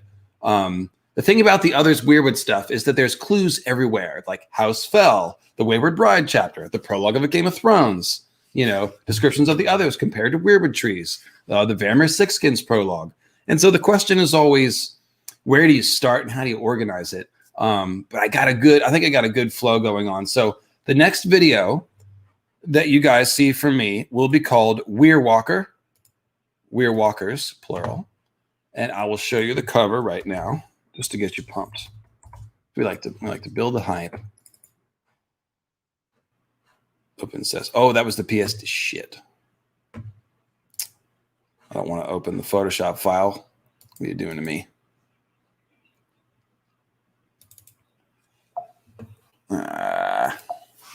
It's okay. It'll be fine. eventually. Go away. Go away, Photoshop. Okay. Share screen. Okay, Weir Walker. There you go. Nice looking, right? That art, by the way, oh gosh. I don't know who this is off the top of my head. Well, it'll be in the details of the video when I put it up, of course. But I just don't have it handy. But there you go. This is going to be the next video, Weir Walkers. It's got a ton of cool stuff. And guess what? The old ones snuck back into it. Yes, because it turns out the White Walkers are not just from the Weirwoods. They also seem to be like green men, kind of. Like they seem to be frozen green men in a lot of ways. So I'll show you the evidence, and you can decide how to make sense of that exactly. But there is, the green men have something to do with it, and the Weirwoods have something to do with it. So I don't want to give away my conclusions. I do have some conclusions. Yes, those sneaky old ones. So yeah, they snuck in. They snuck into this one. So yeah, I'm really excited about this video. Hopefully it'll be a big hit. And yeah, anyways. All right. Where were we? So that's what you got coming. And then next week, for characters, next week we're doing Cersei and then Jaime. So I don't know if you guys think that's cool. I think that's pretty cool. I think you guys will like that. Someone recommended that I should do Rhaenyra for a character stream. That's a great idea. That's a good character story-wise and symbolism-wise. So thank you for that one. I'm going to pop back over to that Twitter thread. There were some other good answers, too, about Renly. Let me just browse through. So Durin says, Renly and Marjorie would have been great figureheads for Olenna, who would have been a great ruler. So it would have worked better than Joffrey or Stannis. That's really good. Nice, Durin. That's good. So he's Renly seemed as this is eat rich or die trying. Renly seems as disinterested in ruling as Robert was. It was more stable than Joffrey, stronger than Tommen, and no Cersei regent. So somewhere better than Robert, better than Cersei, but not the best. Would have needed help. Would have had certain weaknesses. A Song of Brown and Orange says, dude couldn't even stop holding tourneys during a war. He's Robert come again in more than looks. I think Kat was totally correct. R.E. the Knights of Summer. Would Renly make sure that enough of the crops are set aside, or would he outsource that to Lord Baelish? That's a good question. He might know better than to trust Baelish, but he might not. Are the others Weirwood spirits or green men? Well, it's kind of the same thing. That's the thing. The green men are directly tied to the Weirwoods, similarly to the Children of the Forest, okay? In the Garth the Green Man video, and thank you for this question, I talked about how if you combine the stories of Garth the Green and the Green Men, you have Garth planting Weirwoods at Highgarden, and you have the Green Men present on the Isle of Faces when all the trees are given faces. So this is like not just greenseer stuff, but like the origin of green seeing stuff. Planting Weirwoods, which what even is planting Weirwoods? Like, we don't even know what that means. I don't think it's a seed dropped in the ground. The Weirwoods are underground organisms first and foremost. They might connect through the entire continent for all we know. And then they just pop up the trees occasionally. The tree is the smallest part of the organism. So it's a weird magical organism. Any case, the Green Men, so they're both planting Weirwoods and they're carving faces on the Isle of Faces, which is like Weirwood Net Central. So these are like original origin level events that the Green Men are involved with. Okay. Then, so if the Green Men are the Green Seers, and when we go into the like the old ones quotes, you're going to see that all the clues are that the Green Men are the old gods. The old gods and the Green Men are the same thing. Just in the same sense that we think of the old gods and the dead green seers as being the same thing. Well, the first green seers might have been or probably were green men. That's what it looks like to me.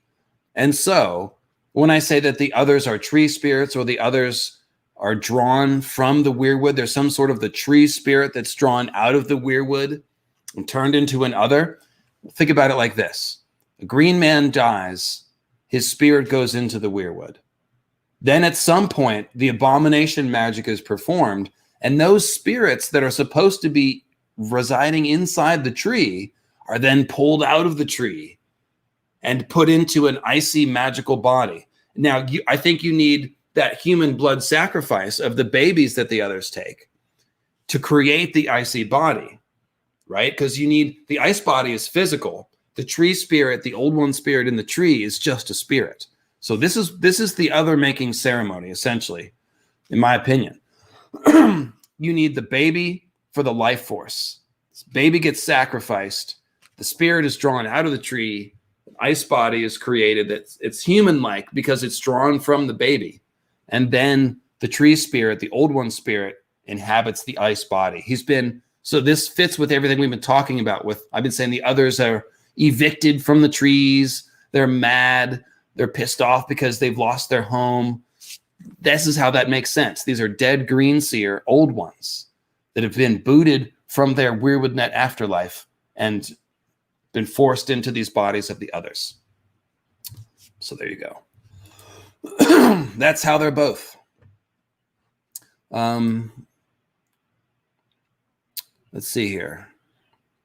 Fagon, I can see being the same as Renly, relevant to media topic says. That's pretty good. Yep, I think that's an apt comparison. It might have been an okay king, but there's a lot of fault lines there that you could see opening up, red flags, if you will. Smitty says, I would have liked to have seen him offer support to Stannis in exchange for strong concessions about the welfare of the subjects and gay rights to avoid war. Maybe even Dornish feminism, since it would empower Shireen. But yeah, I think he would have been decent. So that's a good point. He could have. Yeah, that's actually a really good point. If either Stannis or Renly had given way to the other, they would have been in position to demand any concessions that they wanted to. So this could have been worked out. It definitely could have been worked out. That's a lot of bargaining power. You know, if you're not going to be king, you could definitely, if Renly is going to give it up to Stannis and let Stannis be king, then Renly could take all the concerns of his allies in Highgarden and be like, yeah, what do you guys want? You tell me, I'll get it done. So I think it's a good point. Something more poetic says, I think he would have made a good king. His instincts were correct about the Lannisters and Ned should have listened to him. Well, that part is definitely true. We've already agreed with that.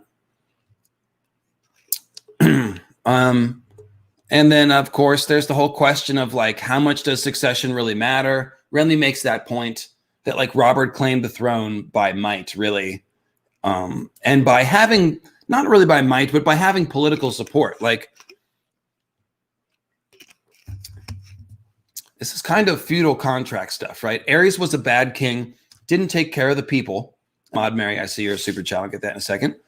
And so eventually, if the king is bad, the people will revolt. It's inevitable. And so that's what happened. The High Lords built alliances. And when Aerys finally went too far, they used that as an opportunity and excuse to launch Robert's rebellion. And they toppled Aerys, right? So Robert was king because he was the best figurehead and because there was popular support to replace Aerys that was behind Robert. So that's really in a democracy, the desired outcome is that the person with the most votes wins and then has power, although the power is obviously checked. It's not supreme executive power. But the whole point is that we're trying to have the will of as many people as possible reflected in the laws of the land. And so Robert was essentially, he was a just king. Lawful rebellion, very lawful, Robert's rebellion, because he was replacing an unjust king and he had popular support. So Renly can sort of make that same case. He says famously to Stannis, the whole realm denies it. I guess I didn't get to that part in the quote yet, but he's basically saying to Stannis, you're not popular, you don't have the support. I have the support. I have the entire Reach behind me, and the Reach has all the food and all the wealth, and I've got a bigger army. So, That gives me the better claim. So he's got kind of a point there as well. That's all I want to say is that it's a pretty good thing you can debate. Who had the better claim, Robert or Renly? There are points to both sides. So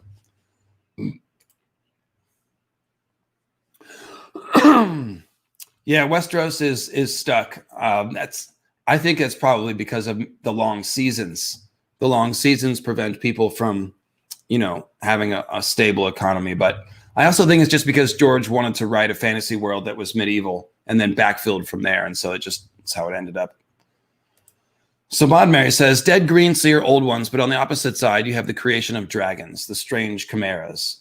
Yeah, so there is a lot of mirroring symbolism there. And the parallel is that the creation of the blood of the dragon, as we talked about in the Dracomorph videos, probably involves blood sacrifice too. And also crossbreeding people with animals. So it's done differently, but we're ending up with these chimera-like hybrid human-animal creatures through blood magic. And so the others can be looked at that way too. It's just all the transformation is done through ice magic, if you will. Oh yeah, so let's go back to this quote. I'm gonna eat a couple more chips too. Hang on a second. Let me get a picture for you. Chips helped me. Renly. We got to get to these death scenes after that because I want to get those in detail.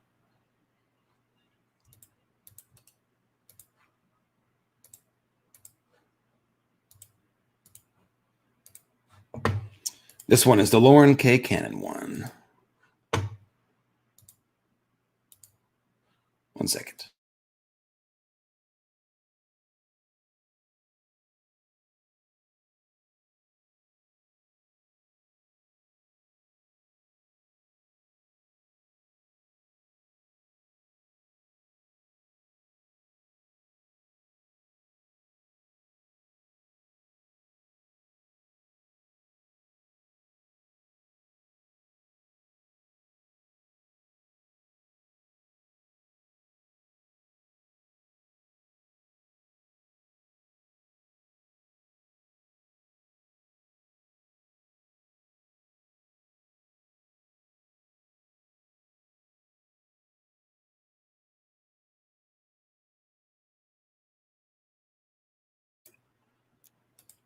And I'd like to dedicate that chip eating to the guy who left a comment a couple weeks ago about how I have too much bird noises, I smoke too much weed, and eat too much on the live streams, even though I never eat on the live streams. I don't know where that came from.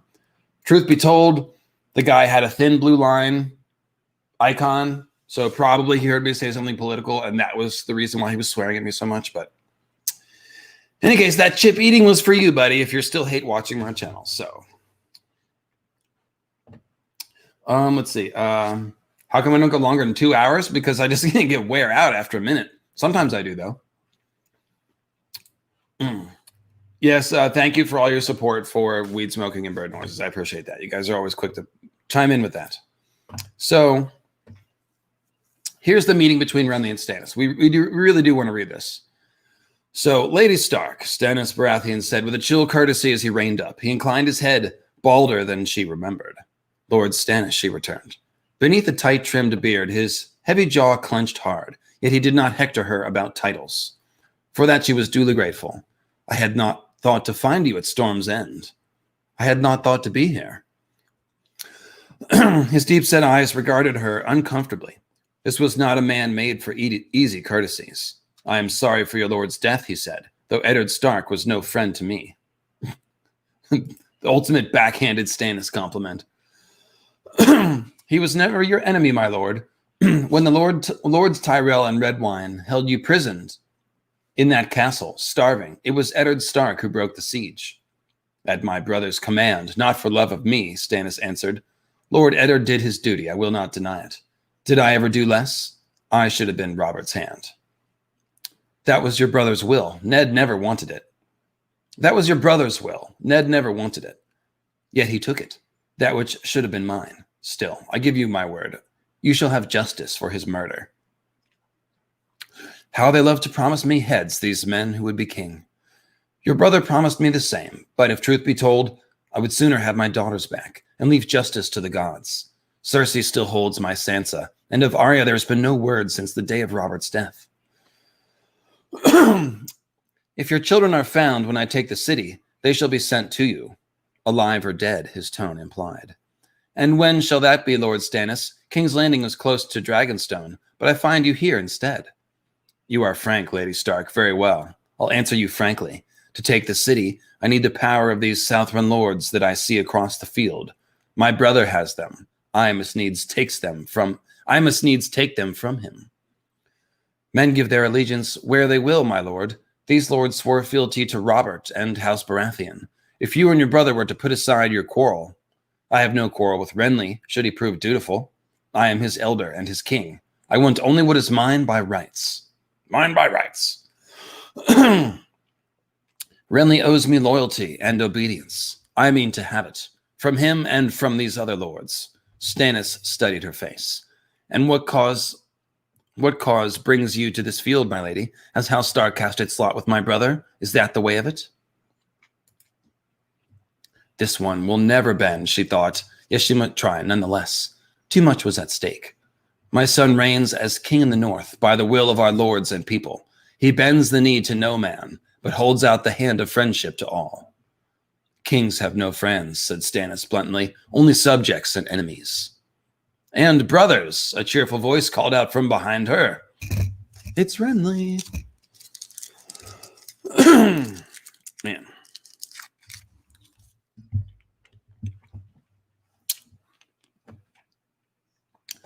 Whoops. Catelyn glanced over her shoulder as Lord Renly's palfrey picked her way through the stumps. The younger Baratheon was splendid in his green velvet doublet and satin cloak trimmed in vair. The crown of golden roses girded his temples, jade stag's head rising over his forehead, long black hair spilling out beneath. Yeah. Hang on. Oh, actually, I think I have a picture of this meeting. That's right. It's just not named Renly. What's the name of it?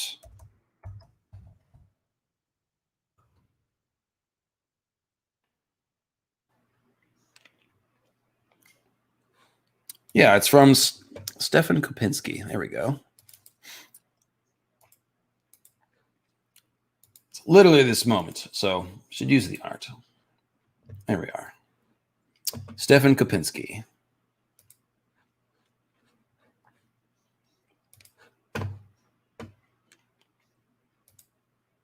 Make it big. Trying to make it bigger. There we go. Perfect. Perfect. Ah, yes. Now we're fully immersed. All right. So the crown of golden roses girded his temples, jade stag's head rising over his forehead, long black hair spilling out beneath. Jagged chunks of black diamonds studded his sword belt, and a chain of gold and emeralds looped around his neck. Renly had chosen a woman to carry his banner as well, though Brienne hid her face and form behind plate armor that gave no hint of her sex. You meant gender, George, but that's okay. Atop her 12-foot lance, the crowned stag pranced black on gold as the wind off the sea rippled the cloth. His brother's greeting was curt. Lord Renly. King Renly? Can that truly be you, Stannis? Stannis frowned. Who else would it be? Renly gave an easy shrug. When I saw that standard, I could not be certain. Whose banner do you bear? Mine own. The red-clad priestess spoke up. The king has taken for his sigil the fiery heart of the Lord of Light. Renly seemed amused by that. All for the good. If we both use the same banner, the battle will get terribly confused. Catelyn said, let us hope there will be no battle. We three share a common foe who would destroy us all. Stannis studied her, unsmiling. The Iron Throne is mine by rights. All those who deny it are my foes. The whole of the realm denies it, brother, said Renly. Old men deny it with their death rattle, and unborn children deny it in their mother's wombs. They deny it in Dorne, and they deny it at the Wall. No one wants you for their king. Sorry. It's like a tweet. Sorry, period. I'm sorry, I just got to laugh about that. That is totally a tweet. I don't know if that's 144 characters, but that is absolutely a tweet. Hashtag, the whole of the realm denies it, brother.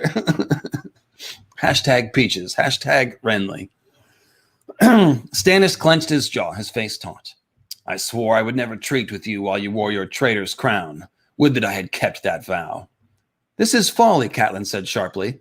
Lord Tywin sits at Harrenhal with 20,000 swords. The remnants of the Kingslayer's army have regrouped at the Golden Tooth. Another Lannister host gathers beneath the shadow of Casterly Rock. And Cersei and her son hold King's Landing on your precious Iron Throne. You each name yourself king, yet the kingdom bleeds, and no one lifts a sword to defend it but my son. Renly shrugged. Your son has won a few battles. I shall win the war. The Lannisters can wait my pleasure. If you have proposals to make them, Stannis said brusquely, or I will be gone. Very well, said Renly.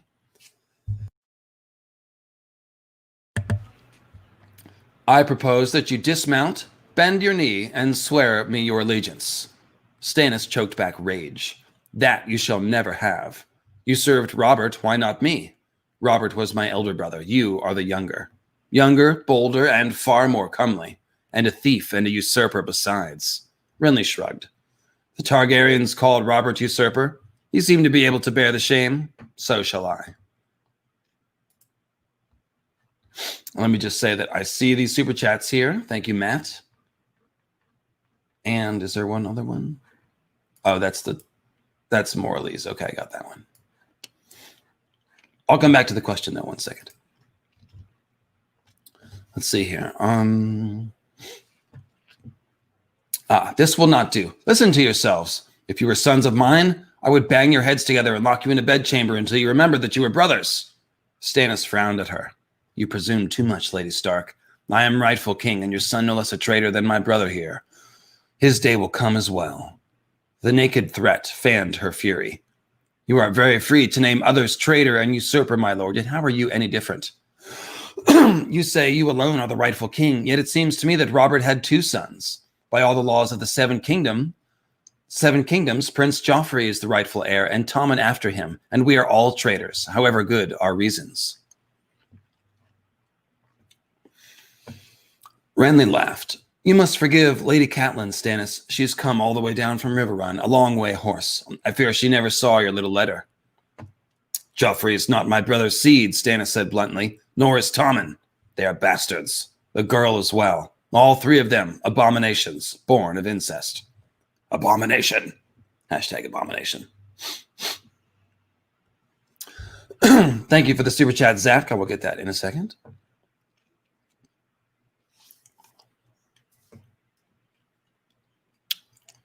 Would even Cersei be so mad? Catelyn was speechless. Oh, she's just hearing about this for the first time. That's right. Isn't that a sweet story, my lady? Renly asked. I was camped at Horn Hill when Lord Tarley received his letter, and I must say, it took my breath away. He smiled at his brother. I had never suspected you were so clever, Stannis. Were it only true, you would indeed be Robert's heir. Were it true, do you name me a liar? Can you prove any word of this fable? Stannis ground his teeth. Robert could never have known, Catelyn thought, or Cersei would have lost her head in an instant. Lord Stannis, she asked, if you knew the queen to be guilty of such monstrous crimes, why did you keep silent? I did not keep silent, Stannis declared. I brought my suspicions to Jon Arryn. Rather than your own brother? My brother's regard for me was never more than dutiful, said Stannis. From me, such accusations would have seemed peevish and self-serving, a means of placing myself first in the lines of succession. I believed Robert would be more disposed to listen if the charges came from Lord Arryn, whom he loved. Ah, said Renly, so we have the word of a dead man. Let me stop right here. This is an interesting point. Like we've been talking about, because we know that Joffrey isn't Robert's son, we've been talking about Renly as clearly usurping his brother's claim. But if they don't know for sure, if they're looking at Joffrey as the actual heir, then Catelyn's right. They are both usurpers. And so Stannis's claim means even less when you consider the fact that neither of them are the rightful heir if Joffrey is. So that could be part of Renly's thinking.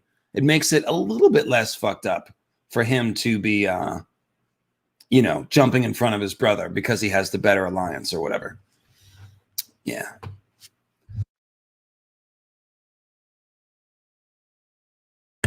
All right, so there's just a little bit more in this quote here. Let's see. Do you think he? So we have the word of a dead man. Do you think he died by happenstance, you pure blind fool? Cersei had him poisoned for fear he would reveal her. Lord John had been gathering certain proofs, which doubtless died with him. How inconvenient. Catelyn was remembering, fitting the pieces together. My sister Lysa accused the queen of killing her husband. In a letter she sent me at Winterfell, she admitted. Later in the Eyrie, she laid the murder at the feet of the queen's brother Tyrion. Stannis snorted. If you step in a nest of snakes, does it matter which one bites you first? The wit and wisdom of Stannis Baratheon. All this of snakes and incest is droll, but it changes nothing. You may well have the better claim, Stannis, but I still have the larger army.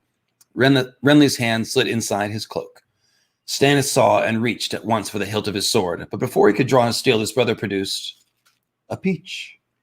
Would you like one, brother? Renly asked, smiling. From Highgarden. You've never tasted anything so sweet, I promise you. He took a bite. Juice ran from the corner of his mouth. I did not come here to eat fruit. Stannis was fuming. My lords, Catelyn said, we ought to be hammering out the terms of an alliance, not trading taunts. A man should never refuse to taste a peach, Renly said as he tossed the stone away. He may never get the chance again. Life is short, Stannis. Remember what the Starks say. Winter is coming. He wiped his mouth with the back of his hand.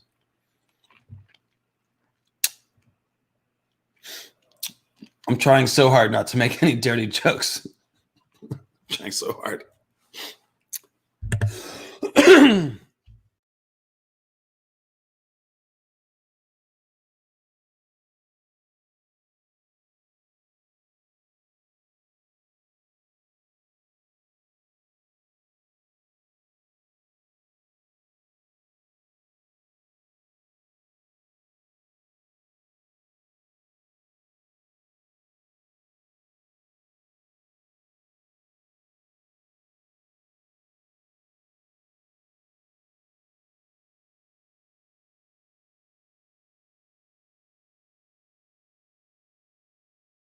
Oh, I was muted. Sorry.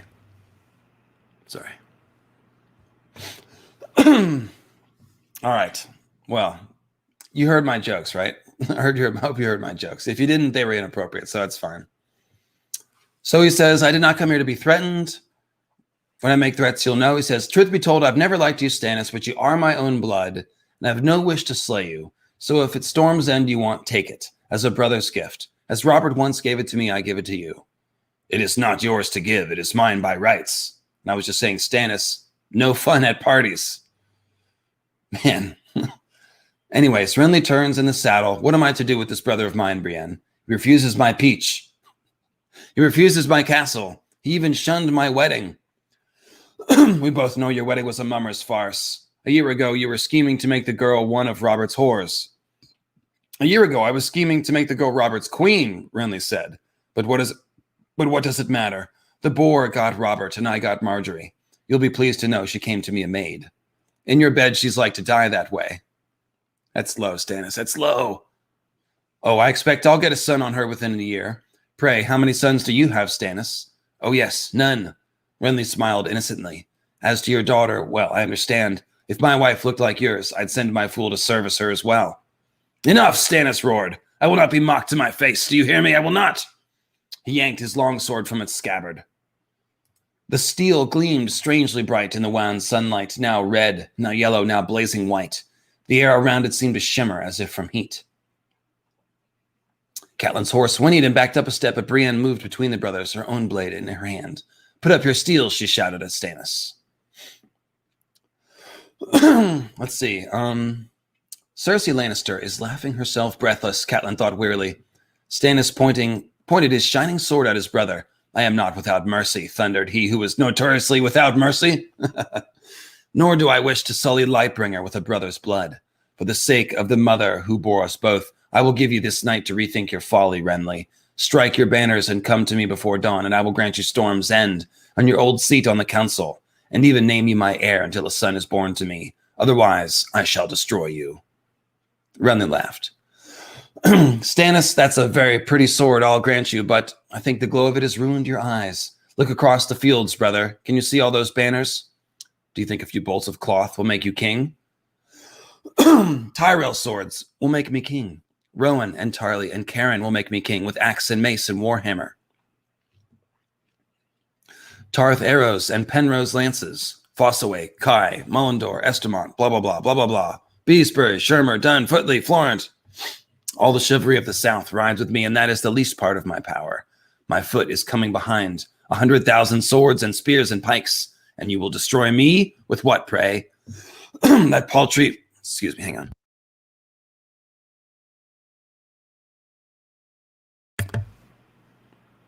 That paltry rabble I see there huddled under the castle walls. I'll call them 5,000 to be generous. Codfish lords and onion knights and cell swords. Half of them are like to come over to me before the battle starts. You have fewer than 400 horse, my scouts tell me. Free riders in boiled leather who will not stand an instant against armored lances. I do not care how seasoned a warrior you think you are, Stannis. That host of yours won't survive the first charge of my vanguard. We shall see, brother.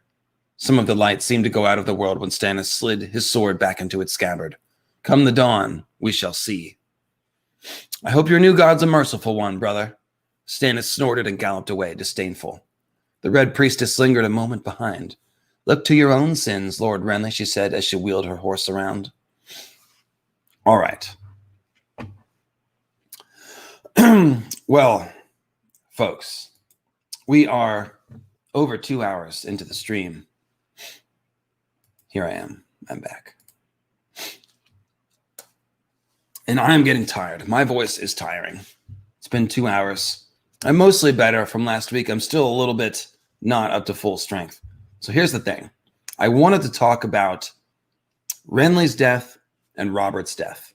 And I wanted to compare them scene by scene because they have all this matching symbolism.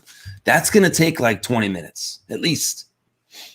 And I don't have it in me. And I also wanted to talk about the Wren, the Robin and the Wren. So I'm going to have to figure something out.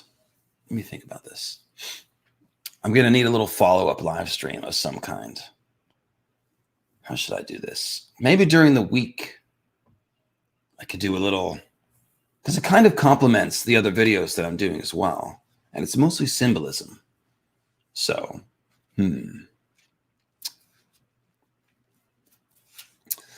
Yeah, the Wren symbolism is really good. I've got this whole write-up on Wren symbolism, and it's some really cool folkloric stuff. Has to do with the Oak and the Holly King.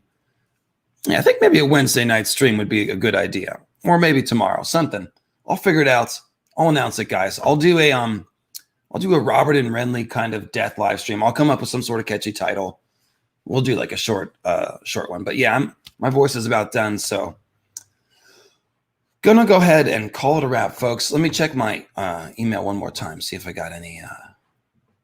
So I want to read the whole death scene. They're both great quotes. I want to read them all, and I don't have 2 more readings in me for sure. I totally have more PayPals though. Let's see here. Thank you, folks. Thank you. From Loretto Taylor. Thank you, Loretto. 420. Angelica, thank you for the hard work. There's some get out of jail money. Appreciate that. Throat lozenge money. And yes, that brings me up to speed. So with that said, there was more Renly plot stuff to talk about than I anticipated. So yeah, there is Hot Summer Nights. And yeah, thanks all for coming. Thank you, Girl Nettles. Calling everyone smart. Very nice of you. Some of us are smart. The rest of us are trying. Anyways, paypal.me. Thanks you for sending those in. Thank you. And like I said, I'll have a new video in about a week and a half. I'll have the next thing you'll see from me will probably be this. I'll do, like I said, something during the week to finish up the Robert and Renly stuff. The next week will be Cersei. So plenty of stuff coming. Hit like and subscribe. And enjoy the football tomorrow, which is not at all why I didn't stream tomorrow. Definitely not.